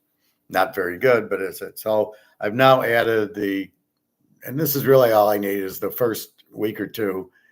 Do you have a new quarterback or not? Because if it's new, he's got to get used to everybody. If it's returning, he's already there. So like Neusmeyer at LSU. Well, I don't have to worry about him. I know Kubik at Clemson. I know he knows. So that's what you got. The problem that screws you up is when you get a new coach or a new coordinator. Jordan, was it Love? Jordan Love at Green Bay was at Utah State, and I noticed him his junior year. He had like really big numbers, not a lot of picks, and the coach moved on. And they got a new coach who used to be the coach, and he came in.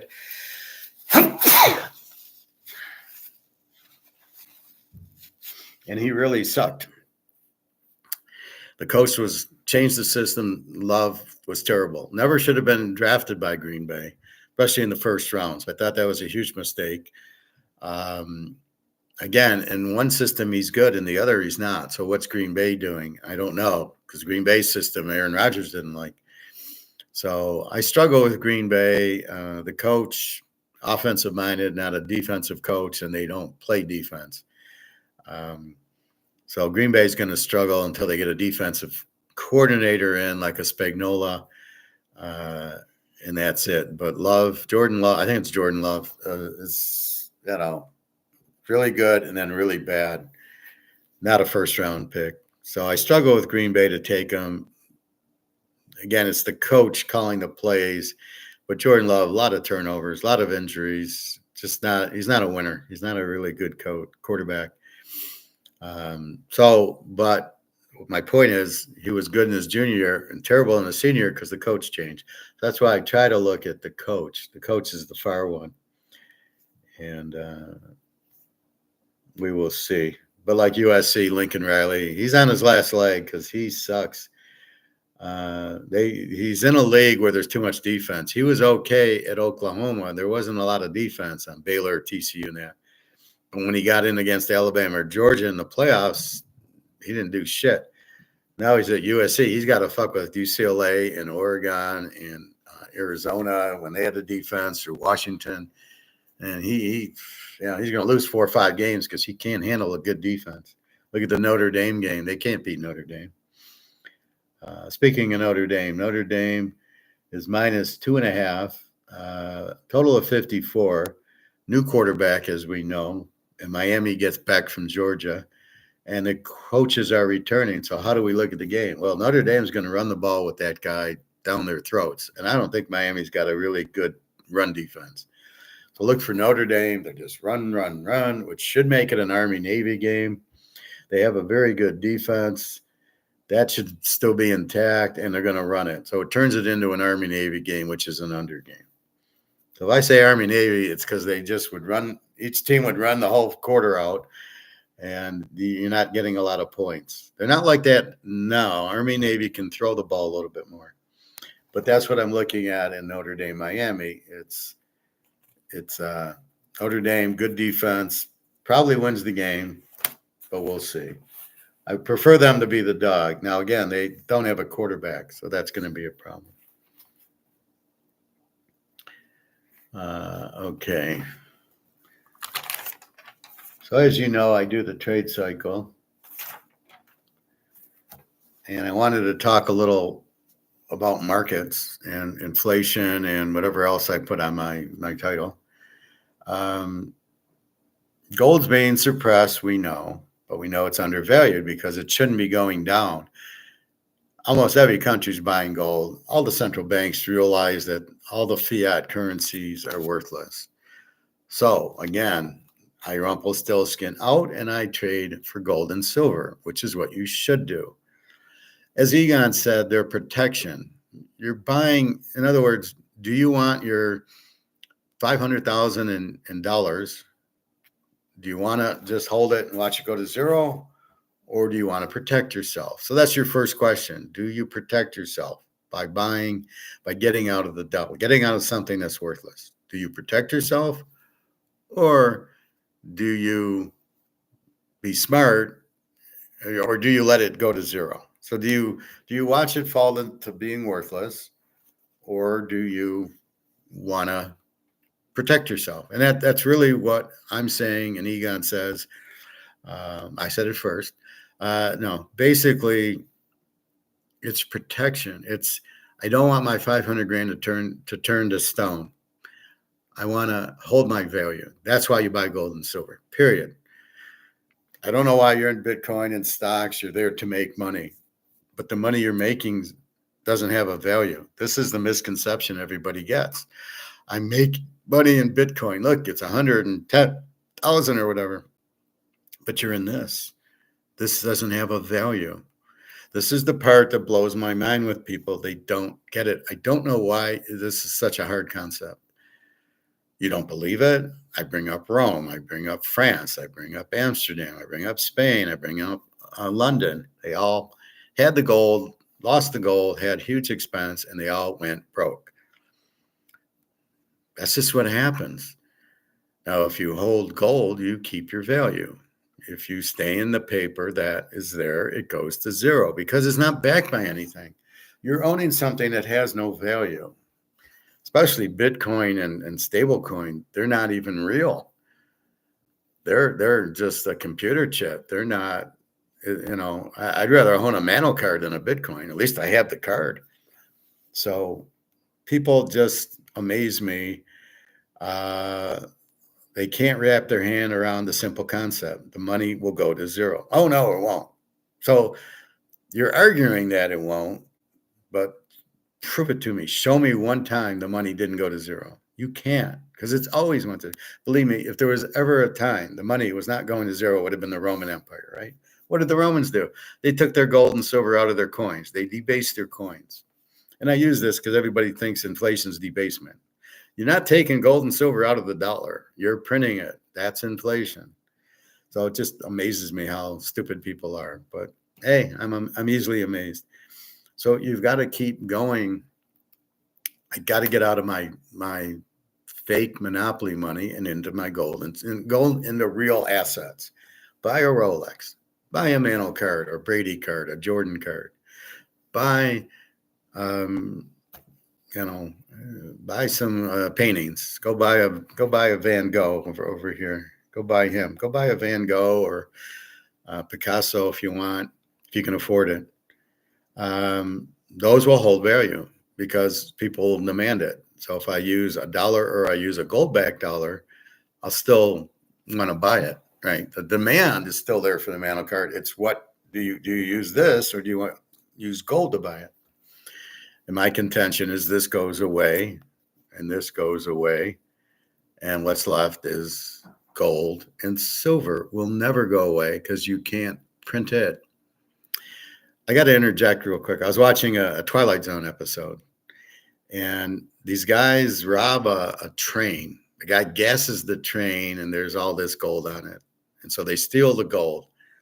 But they're gonna wait 100 years, and they go into a cave, and into these little glass sealed things, like you see in when on the spaceships when they're the lid goes and closes them, and they're in hyper sleep, and they can sleep for 100 years. And so they sleep for 100 years and they wake up, they're in the desert, and they start getting greedy. One guy's killed by a rock and he doesn't survive it. One guy runs over another guy because they did leave a truck. And then two guys are walking in the desert, which they have no idea, pretty poor planning. And then they eventually, the one guy kills the guy who killed the other guy and drove the truck into the ground. So basically, the brain is left, and he's dying. He needs water, and a car pulls up on this like Vegas highway, right? Like not a lot of traffic, and the car pulls up, and the guy is like, it's a space design. He goes up to him, and the guy goes, "I'll give you the gold if you just give me water. I'll give you the whole ounce of gold." And then he dies, and the guy's wife's in the car. And the punchline of the Twilight Zone was, I don't know, the guy tried to give me gold like he thought it had a value. He says, "Oh, we manufacture it now." And that was the punchline, is after 100 years, the gold didn't have a value. But as we know, you can't manufacture gold. You got to have the actual gold to have the gold. That was the only problem with the punchline. But the punchline was, you waited 100 years, you stole the gold, but it doesn't have a value. Usually the punchline is the guy freezes himself for 100 years, and then the gold's worth, $100,000, but so is, milk and cookies at the grocery store cost you $100,000. That's the usual punchline, because that's where we're headed. But the gold will keep pace. And don't worry, they can't manufacture gold. It's not possible, because you actually need physical gold and silver to make physical gold and silver. You can't make it, right? They're trying, but you can't. You can't. The composite of gold is gold. It's real. But I just thought that I'd put that in there. So we get to markets, and what is a market? A market is, I want to buy something and you want to sell me something, AKA my Canadian club. I want to buy this. So I go to the store and where they're selling it. And then, okay, so you have what I want, and then we agree on a price. It must be a fair trade. If it's not a fair trade, I don't want it. It's too expensive. I won't pay for it. It's got to be perceived that both parties are happy. Let's say, okay, somebody in class wants to buy this for $100. Okay, that's fine. I'm happy getting the 100. You're happy paying the 100 to get the whiskey. That's what a fair trade is. But if I try to sell it for 500, I'm happy with the 5, but you're not happy paying 500. You don't want to pay more than 100. So if you're not going to pay more than 100, it's not a fair trade. You won't do it. I'm over market. I'm trying to sell it for 500, but there's no market there. The market is at 100 and I'm at 5. I must get to the point where the market is. This is what's happening in houses. As the interest rates go up and the inflation goes up and the money's worth less and less, and it takes more money to pay for things, the housing market's still here, but the market has went from here down to here. And so you think your house is worth 500, it's not, because the dollar's lost value. So your house is worth what the market says it's worth. And that's really the critical thing that people just don't get. Oh, I'll just wait for 500. You can wait a long time, because there's nobody there who's going to buy it for 500. The same thing with these rental incomes. The problem is people bought them as investments. It's not an investment. Gold and silver really aren't investments. Investments are stocks, real estate trusts, annuities. Those are kind of investments where you put your money in and the money goes up. You make money. That's what an investment is. But houses aren't in really investments. And when everybody bought, and now the supply of houses is up here and the demand is down here, there's no way you can't get your price, because there's nobody home to buy it. So you have to figure out where the buyers are. It's simple Austrian economics, which nobody understands. And this is, again, what I just shake my head at. You cannot sell things when there's no buyer for it. You must sell it where the buyer's at. What do you have with all these? Okay, why tariffs will never work is because what are you doing with the tariff? The manufacturer has a added tax called a tariff on it, right? So that's what a tariff is. He's trying to get more income. He's trying to tax it. So Trump really misses the point. Caused the depression in the 1930s for 15 fucking years. But let's do it again. It'll work this time. What, are you out of your mind? Especially what you're doing is China says, hell, I'll sell to Brazil and Russia and India and Japan. I don't need to sell to America. Nobody wants our dollar in the first place, which is worthless. But if I did sell it for the dollars, I would just turn it into gold anyway, which there's not a lot left. So the price should be zooming up in gold and silver. So tariffs can't work because it raised costs. Again, here's your market. So if you raise your costs, means if I sell it here, I take a loss. So my costs are here and the price is here. So I'm going to make money on the price, right? It cost me 50, I'm going to sell it for 75. I'm going to make $25 a unit, right? Whatever it is. But now with tariffs, you've raised my cost here or here. So to make money, I got to add my price up to here to make money. But the market's here. I can't just add my cost went up. I can't raise my price because the market's here. So tariffs can never work because you're raising your cost and then your markup over your market. The market is the key. It controls everything.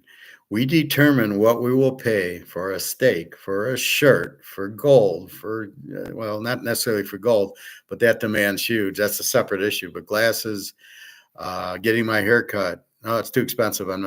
It must be a free and fair trade to have a market, right? You've got to want it, and it's got to,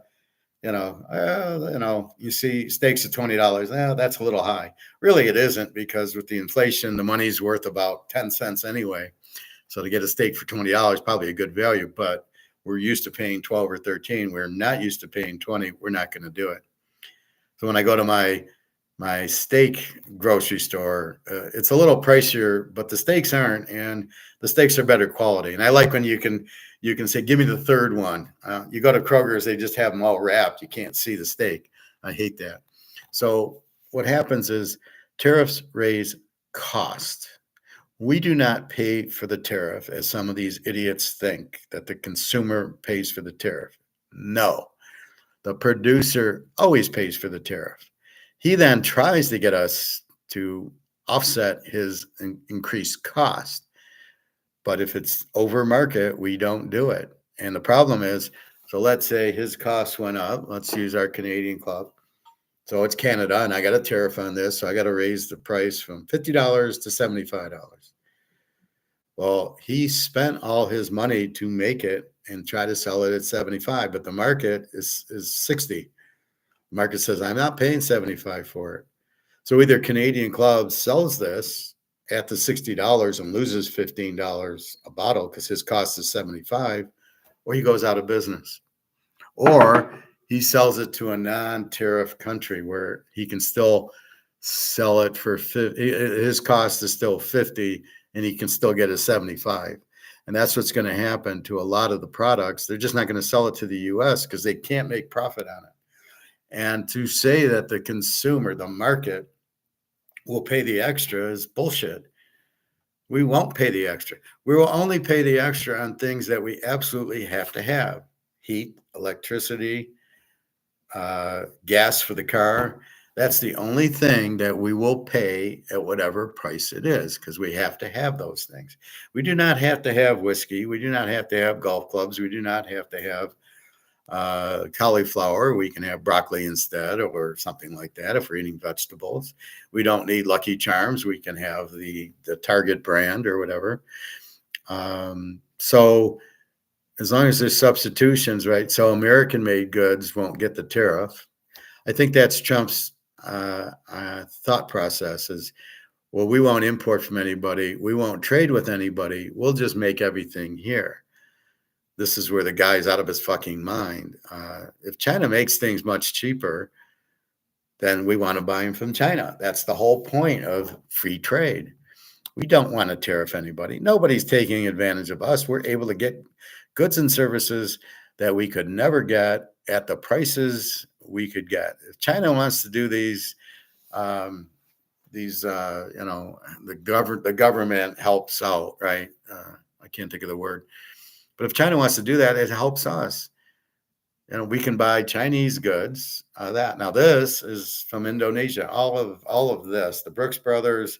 This is Nautica. I'm reversed. This comes from Indonesia, so it won't have an effect on the China thing.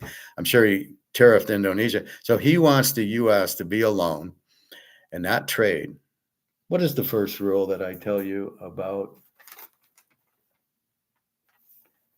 My first rule is the most important thing you have from Adam Smith. This is the number one thing in Adam Smith's playbook. We must have free trade, free markets, prosperity. This is the number one must. In a capitalist society, you must have free trade. That's from my master's program. That's why this is a master's class. Okay, this is 5/19/93, and it still holds true today. So you're trying to ignore Adam Smith, not have free trade, not trade at all, not benefit from other countries making things cheaper, or champagne from France. How the hell are you going to do that? I guess we won't have champagne from France. What kind of fucking, what is that? That's just incredibly stupid. So the tariffs will drive cost up for the producers, manufacturers. Those are the people that pay the tariff. Bottom line, period. Can they pass the cost on to us? No. They can try. We can substitute. We can say, no, and you know what? Instead of buying 10 bottles of Canadian Club and then now there's a tariff, I'll buy 5. Or certain things that we get outside the country, we just won't buy. We have substitute goods. So no, we will not pay for the tariffs. We might pay for a few of the tariffed items, but most of them we won't pay for. We will say it's too expensive. I'm not paying for it. Brazilian beef, Argentina beef. Sorry, buddies. We'll buy some other. We'll buy chicken. So that's what happens when steaks get too expensive. You go to chicken. You go to salmon. I just found a bag of salmon. Let me show you.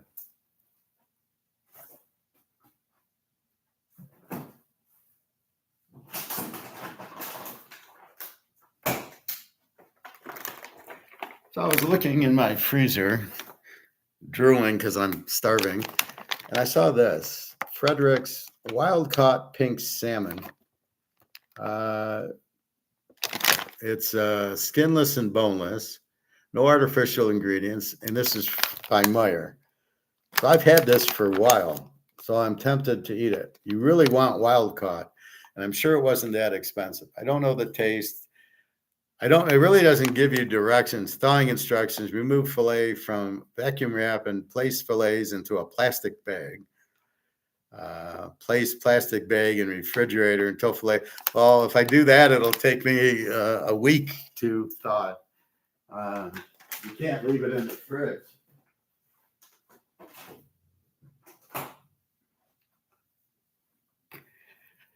So that's what you go to.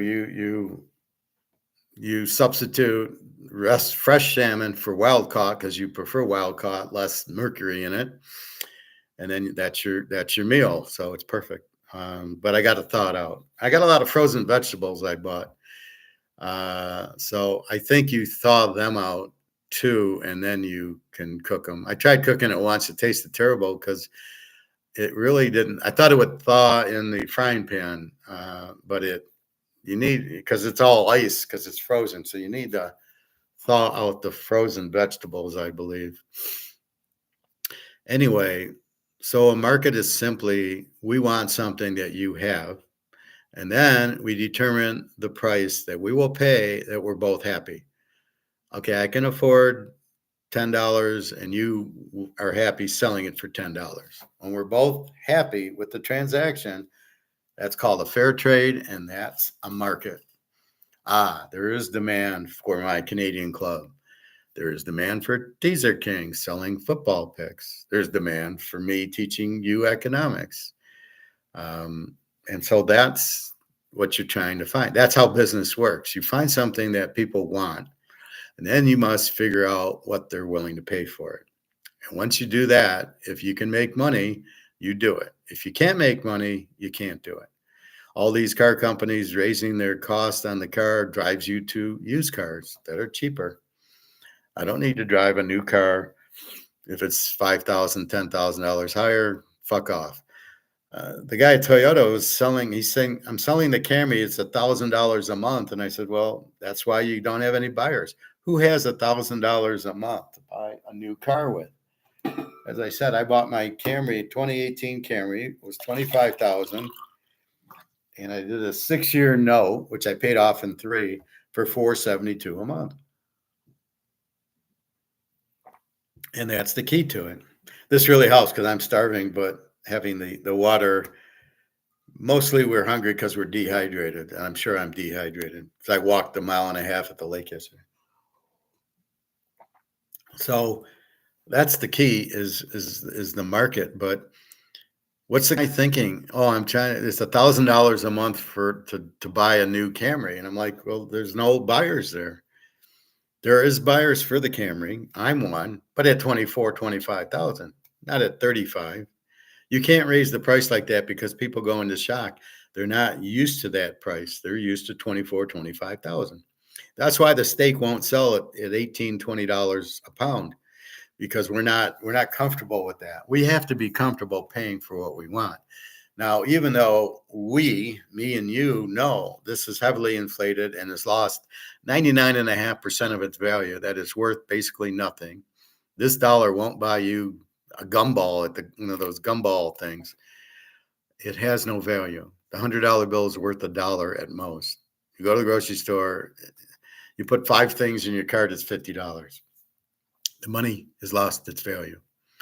And once that happens, what we don't realize is $20 for the steak is nothing because we're paying with money that's monopoly money, right? So if we really analyze the money, $20 for the steak is like paying $2 for a steak, right? Because the money is worthless.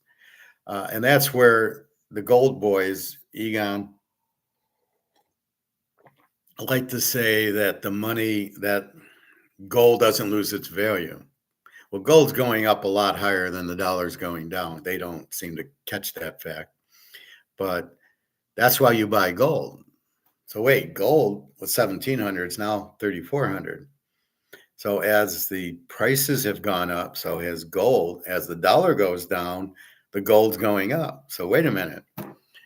Now when the steak goes up, it's nothing. I can cash in a tenth of an ounce of gold that I used to buy for about $150. I can get $390, $400 for it, right? So that went up, that tripled at least. Let's say it went from, let's say it was like, okay, let's say 150. Well, to keep it simple, 100 went to 400. I remember buying it in 1995, $35 for a tenth of an ounce. $35. It's now worth 400. But again, it's there you go. I mean, that's the whole point of it. The gold keeps the value. The silver should be keeping its value, but they're holding it down. I think they realize a lot of people have a lot of silver and they don't want it to go up because a lot of people will get rich quick, like Luke and Bobby and half our class who are in silver will do great because that price will hit 500, 1,000 an ounce. And it's the difference is gold. You can't, you buy an ounce for 3,500. Silver, you get, you can buy 1,000 ounces for 3,500. Or no, there 100 ounces for 3,500. So if silver goes, you multiply it by a lot more ounces than gold.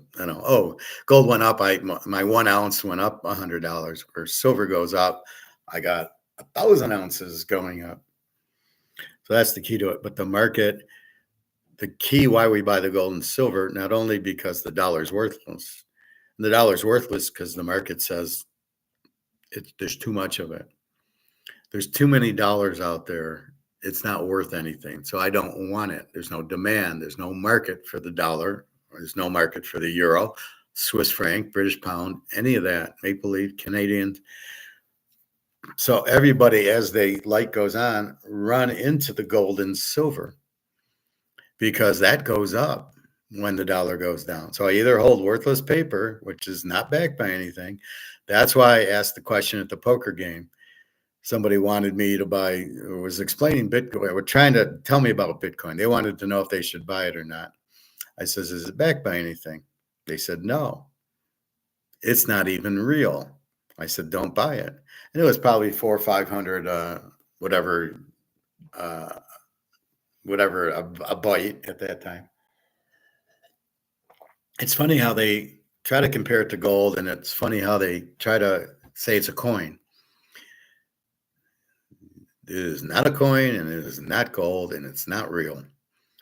So when the dollar goes out, the Bitcoin will be worthless because its price. See, the difference between gold and a Bitcoin, when the dollar is worth $100,000. Okay, that's a lot. I get it, but it's dollars. As the dollar goes out, Bitcoin turns worthless. The gold doesn't turn worthless. What are we doing? Well, we just said China and Russia have come out with gold-backed currency. BRICS is gold-backed currency. So the gold keeps the value, and the value goes up. So if you have gold, it is valued. It is worth something. It's real. You can hold it, but the fake gold you can't. The ETFs and the stocks are not real, and they're priced in dollars, and you're going to get fucked. If you're in an ETF and you think you got 20 ounces of gold, go try to get it. You'll never get it because it's not there. They sell 1 ounce of, as they said, it's like going to a ball game and you think there's 1,000 tickets, but there isn't. There's only one ticket. So 1,000 people are going to the ball game thinking they have a ticket, but they've only really got one real ticket. That's what an ETF is. It's 1 ounce of gold for 10,000 people. And they can't all have the 1 ounce of gold. In fact, nobody will get it. Rick Rude will steal it, or Stroud, whatever that guy is, CJ Stroud. That's to happen. So that's why you buy the gold and silver, because we see the dollar collapsing, and it always does when it's not worth it, because the expenses keep going up. The government's too big. They keep having to print. They have to keep spending money, which they don't have. Again, you got 5 and you're spending 10. Where are you going to get the other 5? Well, we'll just print it. You can't. It's got to be backed by something. You can't just create money and think it's got a value. And as you have the debt and Social Security and Medicare and pay all the government employees who do not produce any revenue, this is why everybody is fucked, sitting in dollars, sitting in your stocks, sitting in any paper assets. This is why I say a Rolex is not a paper asset. The Mantle card is not. The gold and silver is not. The painting are not. Those are real assets. And that's what you got to be in. So Bitcoin will go to zero when the dollar goes out, and the dollar's going out very, very soon. You can just see it. I don't give it long, but what you got fighting you is the mafia and the JP Morgans and the banks who don't want the dollar to go out because they got a million of them, right? So Al Capone or Don Corleone, who have $100 million, don't want the dollar to be worthless. But if knowing Don Corleone, he'd be buying gold with it. So that's really the whole key. So tariffs raise cost, costs raise price, because if the company's going to make profit, they have to raise the price over their cost. So unless they can eat the tariff and not raise the price, they're going out of business. Either way, because their costs will be over the price, they go out of business. If they try raising their prices and nobody buys, they're out of business. So it's a bad move all the way around, which is why we had a depression in 1930 to 1945. The reason we got out of the depression due to the war was we sold our military to Britain and France for gold. That's why. We were the leading manufacturer. We made the tanks and the planes and all the stuff we needed against Germany. And Henry Ford had a plant, which I showed you, helping the Germans, if you can believe that. So with all of that going on, you have the plant being in trouble. That's how we made the money. Well, we're not a manufacturer anymore. It's all in China and India and Indonesia and Vietnam, all the low labor thing. So what happened was Ford and GM decided to make the cars in China because the labor was cheaper. So they moved all their plants there. They made the cars there. Tesla's there, and then Apple went there, and a lot of these big companies, and then a lot of the tech companies went to China. So we have nothing here. So I don't even know what he's tariffing. He's tariffing their goods coming in, but how can they be tariffing it? We don't sell anything. Well, why aren't we selling Ford and GM in Japan? Because they got Toyota and Honda, or in Germany, because they got Mercedes and BMW. Why would they want to buy a fucking Ford or a Chevy? You got to be kidding me. We make crap compared to the Germans and the Japanese, which is ironic because we beat them in the war and they turn out to be better. But that's it. Some of these wars, I think, are made so the companies can go and rebuild the cities and make money on that. That's what BlackRock tried to do, to make money rebuilding Ukraine, and then they realized they can't, and they backed out of it. So that's why tariffs can never work. It makes the cost go up. It makes the price go up to the market, and the market says, fuck you, I'm not paying more unless it's something that's critical for me that I can't substitute. In Trump's mind, he's trying to pay off the debt with the tariffs. He's also trying to make us nationalists, which are terrible, which means we're independent. We are our own country. We don't want to trade with anybody. Well, Adam Smith, we must have free trade because we want to get stuff from other countries cheaper and better because that's what they're good at. So that's really the problem that Trump's doing. He's a fucking idiot. This is what happens when Scott Simpson, his Treasury Secretary, doesn't understand Austrian economics and is not an economist. He's a economy historian, he said, which means absolutely nothing because he doesn't understand any of the concepts. He doesn't understand what free trade is. He probably doesn't know who Adam Smith is. Supposedly he's a gold bug, but we don't have any gold. I don't buy that on face value. He's a George Soros guy, which means he's crazy. So you got to be very careful with these guys. They do not know what they're talking about, and therefore it's a problem. He's bankrupting the country, Trump. He's got us in a depression. A lot of people are losing their jobs because as the costs go up, the prices are coming down. Why are housing prices coming down? Because the inflation is forcing us to have less money. Our money is worth less, so we can afford less. So the idiots trying to sell their house at 500 grand do not understand where the market's at. And I showed you yesterday, the housing market's crashed. I won't go into them, but I'll show you.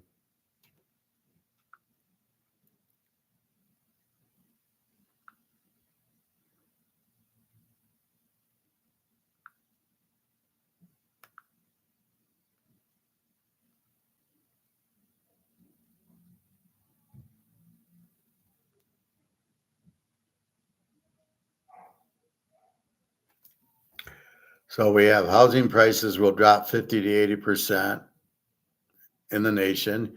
We have rental prices crashing.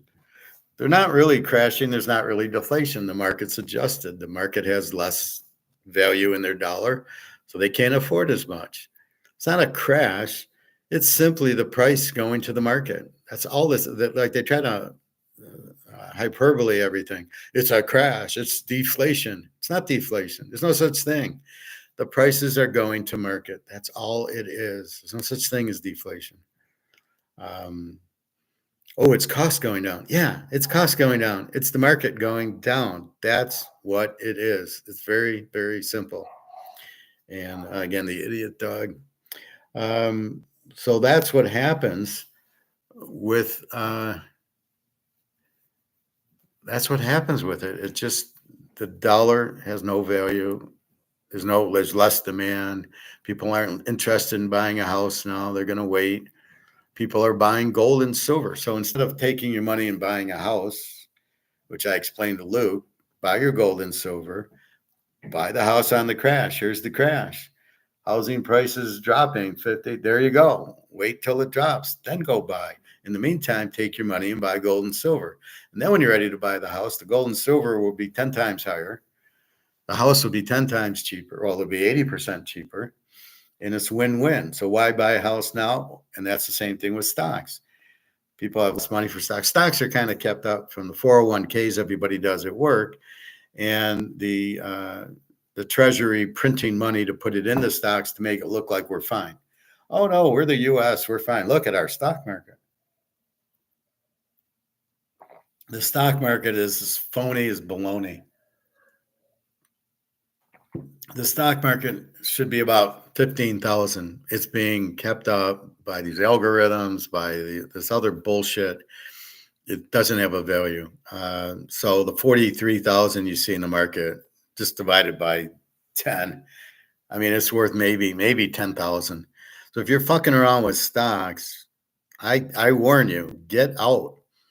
If you made profit, take your profit. Go buy gold and silver, and you'll take 10 times the profit in gold and silver. And when the dollar goes out, you're going to use the gold and silver to go to the fucking grocery store. And I'm tired of people not understanding that concept. Would you sell your Rolex? Would you sell your Mantle card? Would you buy, first of all, would you buy them because they're assets and they're going to go up? Yes. Well, what the fuck does that got to do with going to the grocery store? What does gold have to do with going to the grocery store? You take your money. Now, my guess is maybe the credit cards will be gold back instead of using this, they'll use gold back currency like China and Russia have now. So you use your credit card for that, and that's it. Very simple. So, that's what's going to go to the grocery store. Do you not want something worth a lot of money? You'd rather have paper dollars? Enjoy that. Good luck using that. You got a little bit more time.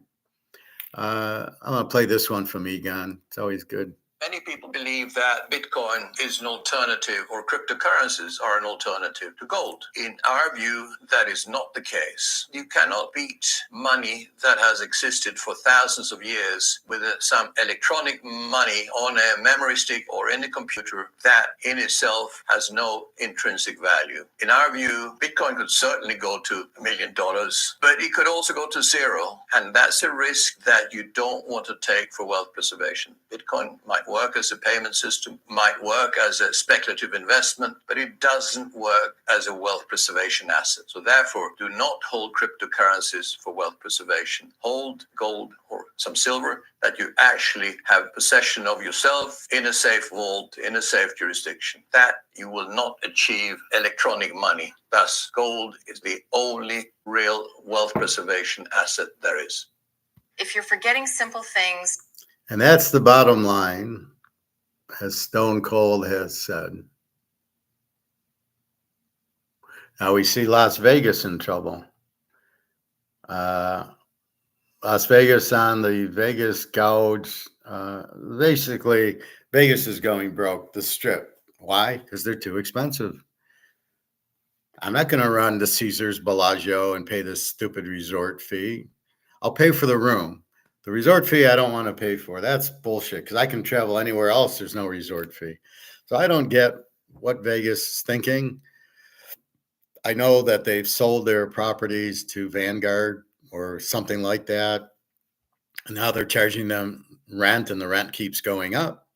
And they can't afford the rent. Why they would sell their properties and their land and the buildings to Vanguard, they got to be out of their fucking minds because their value would be more valuable, their land and their buildings. What are you doing? So Vanguard's raising rent. So instead of lowering your prices to draw people in to gamble, you're raising your prices, which keeps people away. Nobody wants to go to Vegas because the market is here and Vegas is up here. When you add the resort fee, you're making this go from here to here. The market says, fuck you, I don't need it. They're either going downtown, they're going Boulder Highway. The last thing they're doing is, I'm going to stay at Caesars. And now you've taken away the poker table. because you think, or the poker room because you think it doesn't generate enough revenue, because your management is out of their fucking minds. They're a bunch of idiots, probably government workers working for Caesars. Why would you get rid of the poker room? It draws people in. They eat, they gamble. That's why you have the poker room. It's the incidentals. That's why you had, back in the day when we used to go in the 80s and 90s, it was $5 for steak and shrimp, or steak and a lobster. It drew you in. Now you pay $5, then you lose 500 gambling, and they made 500 on the food. That was the idea, is to draw you in. What are they doing now? Keeping you out. Who the fuck is running these casinos are out of their fucking minds. They have no concept what a casino is. You're going to make money on the gambling. That's why you're a casino. You're not making money. The food in the hotel is not there to make money, but that's where their mistake is. Well, we'll charge more for the room, and we'll charge this resort fee, and we'll charge for parking, and the food will go up. So the food in the hotel are more expensive. Yeah, we're really going to pay that. So you've got people going to the downtown. I'm not a big downtowner. I'll stay at the Tuscany and walk, but again, what am I going to do? I'm going to leave Caesars to go to the CVS across the street to have a tuna sandwich and a salad and a Coke or something like that. I mean, it's insanity. So you've got idiots running it, and they're all going broke. I wouldn't be in a casino. And now you're making the travel more expensive. So now all your international people from China who would come to Vegas or Japan aren't coming. So the travel's down because Trump wants to do this stupid. He wants to do a $15,000 visa. Now, I don't think it's from China and Japan. I think it's the Middle East and those countries where the terrorists, he wants to keep the terrorists out, I guess. But again, if you do that, nobody's coming to the US, so nobody's going to Vegas. And the people who live here are not going to Vegas. I'm not going to spend this resort fee. So I hear Sahara's putting for the month of August, no resort fee, only for the month of August. Well, Sahara, you've got the idea, keep it going, just get rid of it. I don't know. That's what will eventually happen. I'll have to get rid of the resort fees because nobody's going. It's dead there. And I'm not going. I normally would go like for football and talk Teaserking, play some poker, but it's too expensive. I have no desire. If I'm going to spend, I'd rather go to Europe. Don't need to go there. It was a very appealing thing when I used to go in the 80s and 90s. It was nice. It was cheap. You could watch the games and then like a movie, and you play poker. It was a beautiful thing. A lot of beautiful women, and the hotel rooms were decent if you went Sunday to Thursday, which is when I would go. But otherwise, you got to be kidding. You're driving the price way up. Well, we don't have money. We're spending money on groceries and electricity, and all the value of the dollar is dropping, and then all the prices are going up. So we don't. You don't get a raise at work because of inflation. I love when they call it wage inflation. What the fuck is that? The Keynesians are just trying to do buzzwords. There's no such thing as wage inflation. Inflation is printing the money. How the fuck do you have wage inflation? Well, no. Oh, so if you're making more at your job, that means you're making more at your job. Quit trying to call it inflation. Quit trying to call inflation debasing. The basing is taking the gold and silver out of the coins. I hate that when these idiots, I mean, as soon as I hear that, I turn off whatever YouTube channel I'm listening to.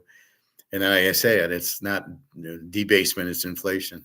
Debasement, take the gold and silver out of the coins. This is inflation when you print the money to death, not debase. What are you debasing? What are you taking out of the dollar? You're just printing too much of it. And that's what has to happen. That's why it's going to zero. That's why you buy the gold and silver. Too much expense, not enough revenue to pay all your expense. And your expense, as I said, the debt and the Social Security, Medicare, and your government employees, you don't have enough money to pay all that. You're fucked. You're bankrupt. You're only out gold and silver. That's it. So there's nothing else. So I don't get, but you hear a lot of people And they don't get it. Oh, gold's going to 10,000. Okay, explain it. Well, it's just costs are going up, or they don't have a fucking clue what they're talking about. This is what's really happening, is what I'm teaching you. So it just blows my mind. These people are that stupid. Is there anything else?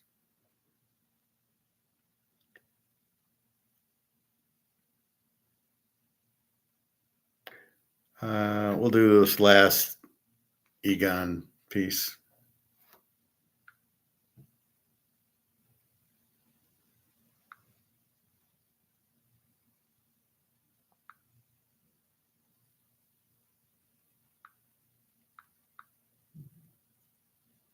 We're looking here at a pyramid of global financial liabilities of 2.5 quadrillion. We're looking here at a pyramid of global financial liabilities of 2.5 quadrillion dollars. I repeat, 2.5 quadrillion dollars. It's such a big amount that it's almost impossible to comprehend for most of us. But just if you relate it to all the gold in the world held by central banks, that is just $4 trillion.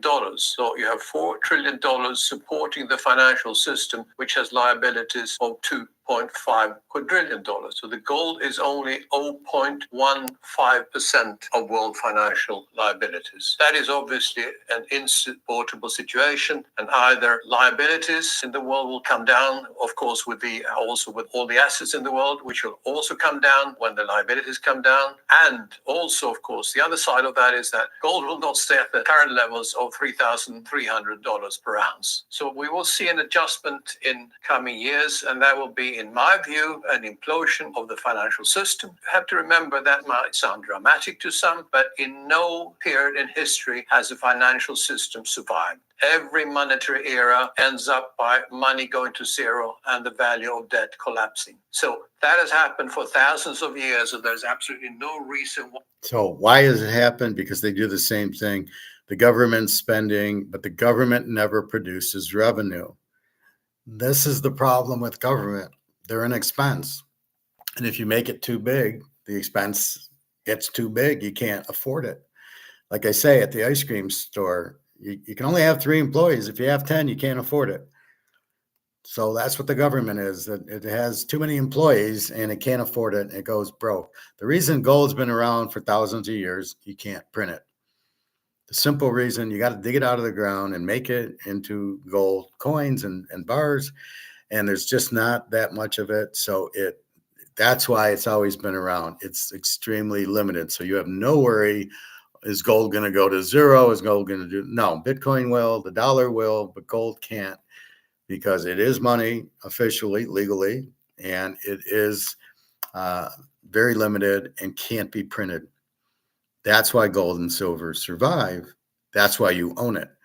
You have no risk in the portfolio, but everything in paper, as he just said, this goes to zero every single time.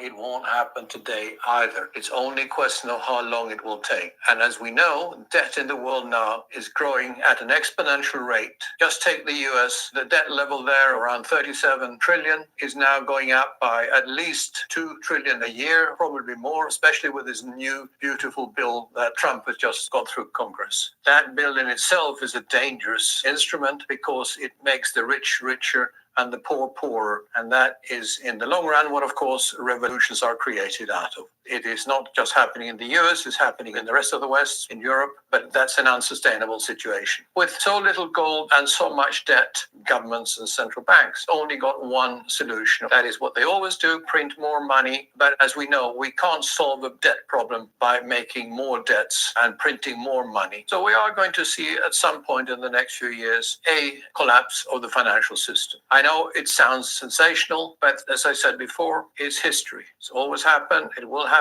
this time again, because all currencies have always gone to zero. So what do investors do to protect their wealth? For the ones who have a little bit of savings at whatever level, you should own some physical gold, you should own some physical silver, you should hold it in a safe place. You have bigger amounts, it should be in a safe jurisdiction, probably outside the country where you live also, because in history, it's always been wise to be able to escape to your gold when the country you live in gets into problem. And as I said, you must have direct access to your gold yourself. In our view, that's the best way to protect your assets in coming years, because as we know, history tells us the system will not survive as it is today.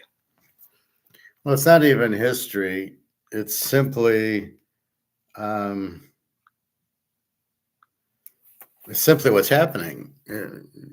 It's you can't keep printing it. I like Ray Dalio. He thinks there's patterns and there's levels and things like that. And this guy's an idiot. He doesn't understand why the patterns and the things happen. That's what I'm explaining is the why. He can't explain it. He says, well, they get strong and then they go, yeah, because they get gold. That's why they rise. Then they get rid of their gold and then their costs keep going up and they go to war and da da da da da. They want to be emperors, like Detroit. The U.S. wants to be an empire, like London was, like Rome was. They all want to be like the king, the ruler. They want to rule the world, and it just gets too messy and too much cost. Then they sell their gold and then they're fucked because wars don't produce income unless it's Hitler, where he actually stole the gold from all the countries. That was Hitler's way. That was Hitler's war. Right, well, we'll just steal the gold. I'm convinced he was nothing but a mafia guy and buddies with Henry Ford. Jesus Christ, poor Henry Ford. What a moron. Anyway, Mark McGuire's pretty good, but his explanation needs help. But basically, he says BRICS does have China and Russia are on the gold standard now. They're trading with the trade is with the gold-backed currency, so they are out. He said they're just not going to wave the flag and say, "Hey, yeah, we're using gold now," but they are. For trade purposes. So that's what's happening with the gold. You can't lose with it because you can't print it. You can't. The reason the dollars collapse is you print too much because your expenses go up. And the way out of it is the gold can't be printed. It's as simple as that. And so the tariffs are just causing us to go bankrupt quicker. It's almost like Trump wants us to go bankrupt. So George Soros, who shorted the pound, the British pound, in 1991 and made all this money because the pound went out, is doing the same thing here. He's creating the dollar to go out and he's shorting it. So he'll make another billion or 10 billion. And Trump's like an idiot, just basically killing it. Wow, we want to have trade. Well, tariff. That's a great way to go into a depression. That's the fastest way to go into a depression. Gold? No, we don't have any gold. We have gold in Fort Knox. Okay, show us. Use it. Why aren't you using it? So again, it's a debate. We don't know. But if you hear somebody else say we have gold in Fort Knox, does he know? Don't just assume when somebody says the sky is green that it is green. They don't know. They don't know if there's gold in Fort Knox. That one guy, that idiot, said, I think there's more gold in it because we took Saddam Hussein's. Well, the gold's been sold to China. There is no U.S. gold in Fort Knox. It's China's gold, if it's even there. So just the fact that we did take it doesn't mean we kept it. We've sold it. Moron. Jesus, these people come up with the most stupid ideas I've ever heard. All right. So quickly, today we took San Diego as a home dog with Tampa Bay in a teaser. For football, we went 8-1 over the weekend so far, so hopefully 9-1. Man, I'm good. I can even hit exhibition games. Jesus. And the pros, Miami over 8.5. The Yankees, Oakland over 9. Milwaukee, Cleveland, Philadelphia, Colorado over 9. Seattle under 7.5. And Seattle. The streaks, Seattle's on a streak. Cleveland and Milwaukee are on win streaks. And the teams they're playing, the Mets, the White Sox, are on losing streaks. So it's like a double. Although you got to be careful. For some reason, Sundays tend to be streak killers, but hopefully not here. Cleveland's, on a roll. I think they're gonna. I think they'll win. They're breathing down Detroit's neck. And KC's not that far off either.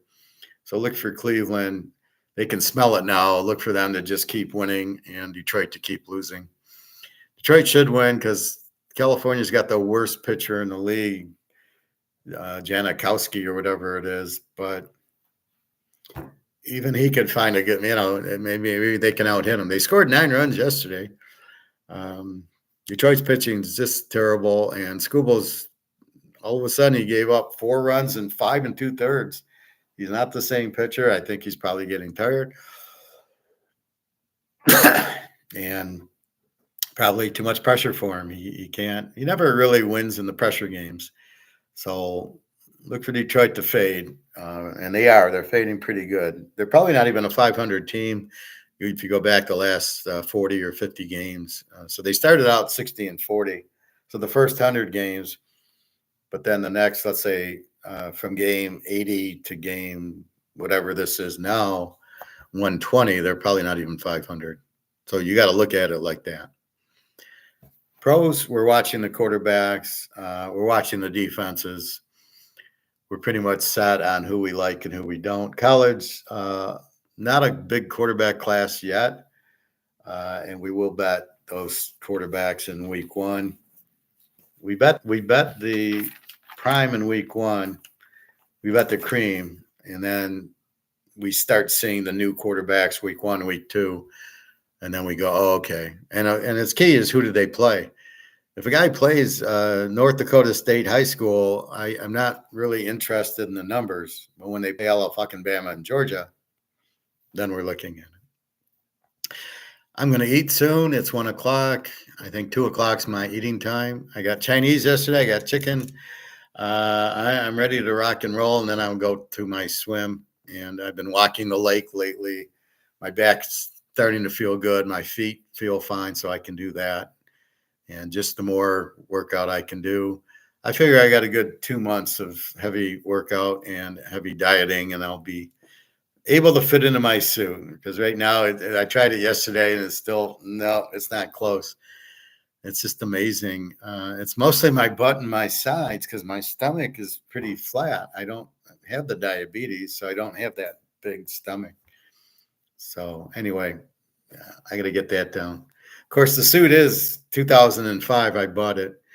And so it's 20 years old, and I'm sure my body was much different back then. So I'm a little bit frustrated. I want to get into that suit. And even my other dress pants, I can't get into. It's like, Anyway, have a good day, everybody. www.teaserking.com. My football is set. You can go out to teaserking.com, purchase picks, and you will see weekly, monthly, pro and college. You can buy locks. If you buy the pro or the college, you get the pro locks or the college locks. If you buy both, you get all the locks. So you don't have to buy the locks and buy the pros or buy the college. The whole year's out there, $750 for the whole year, which is extremely cheap for what I'm selling. Because mine are really strong picks, really good picks, and you make money every year with it. Because we adapt to who's the it team, who's the flavor of the month, and we get off the other one. So we're not just, I'm going to bet San Diego every week because I like San Diego every year. No. San Diego sucks this year. Cincinnati's good. Okay. Oh, Pittsburgh's better. Oh, okay. We'll bet them. And you adjust, and that's why we win. We adjust. We find a hot team when we go on it, and we find the Carolinas and the Bears and these teams that suck, and we go from there. Anyway, I think that's about it. Again, be very leery. The dollar's worthless. You can still use it. Doesn't mean it's not worthless. They use the wheelbarrows. Don't forget that. Germany, 1923, they did use the wheelbarrows to buy their milk and bread. So it had a value, but you needed a wheelbarrow. So you better go buy your wheelbarrow. Anyway, tariffs stink. Gold good. Free trade's what you want. And BRICS is BRICSing everybody. So that's where you're at. So keep that in mind. All right. I got to run and get half and half, and I got to get my ginger stick because my ginger's getting old, and I need to buy new ones. The problem with ginger is if you leave it out, it tends to kind of get weak. It kind of goes bad or gets dusty. You know, it doesn't stay firm. It's like an avocado. You leave it out, it starts getting soft. It's good first and then soft. So that's how a ginger is. So I cut it and I shave it and then I just drop it in the water and have it for 3 or 4 days. All right. Have a good day. We will keep watch. I don't know what's going on with the war. This peace talk with Trump and Putin is nothing. Putin's not going to. He's not going to give up anything. He's already won it, and he's not really going to listen to the U.S. And they don't care what Zelensky says because Zelensky shouldn't even be in power because his term ended. And you can't we're not going to have an election because there's a war going on. The U.S. did. We had FDR for 4 terms, which was a huge mistake. It killed the country. Anyway, have a nice day. www.teaserking.com. If you have questions on inflation or gold or silver or my fasting or any health issues or anything like that, please let me know. Be happy to help. You can email me at teaserking.com. You'll get my email. So have a wonderful day. Good luck if you're betting anything. And that's about it. So market's about to collapse. Stock market, housing market, they're going down. And it's a good opportunity if you have the money. But if you have gold, it's even better because the gold's going to go up. So just be patient with it. It's manipulated. Don't act like you don't know that it's manipulated. That's frustrating to hear that. Oh, the gold's not going up. The stocks are going up. Well, yeah, but it's manipulated. The stocks aren't, but the stocks aren't real either. They're manipulated. So keep that in mind. All right. Have a nice day, everybody. And I'm going to eat real soon. I'm so hungry. All right. Take care.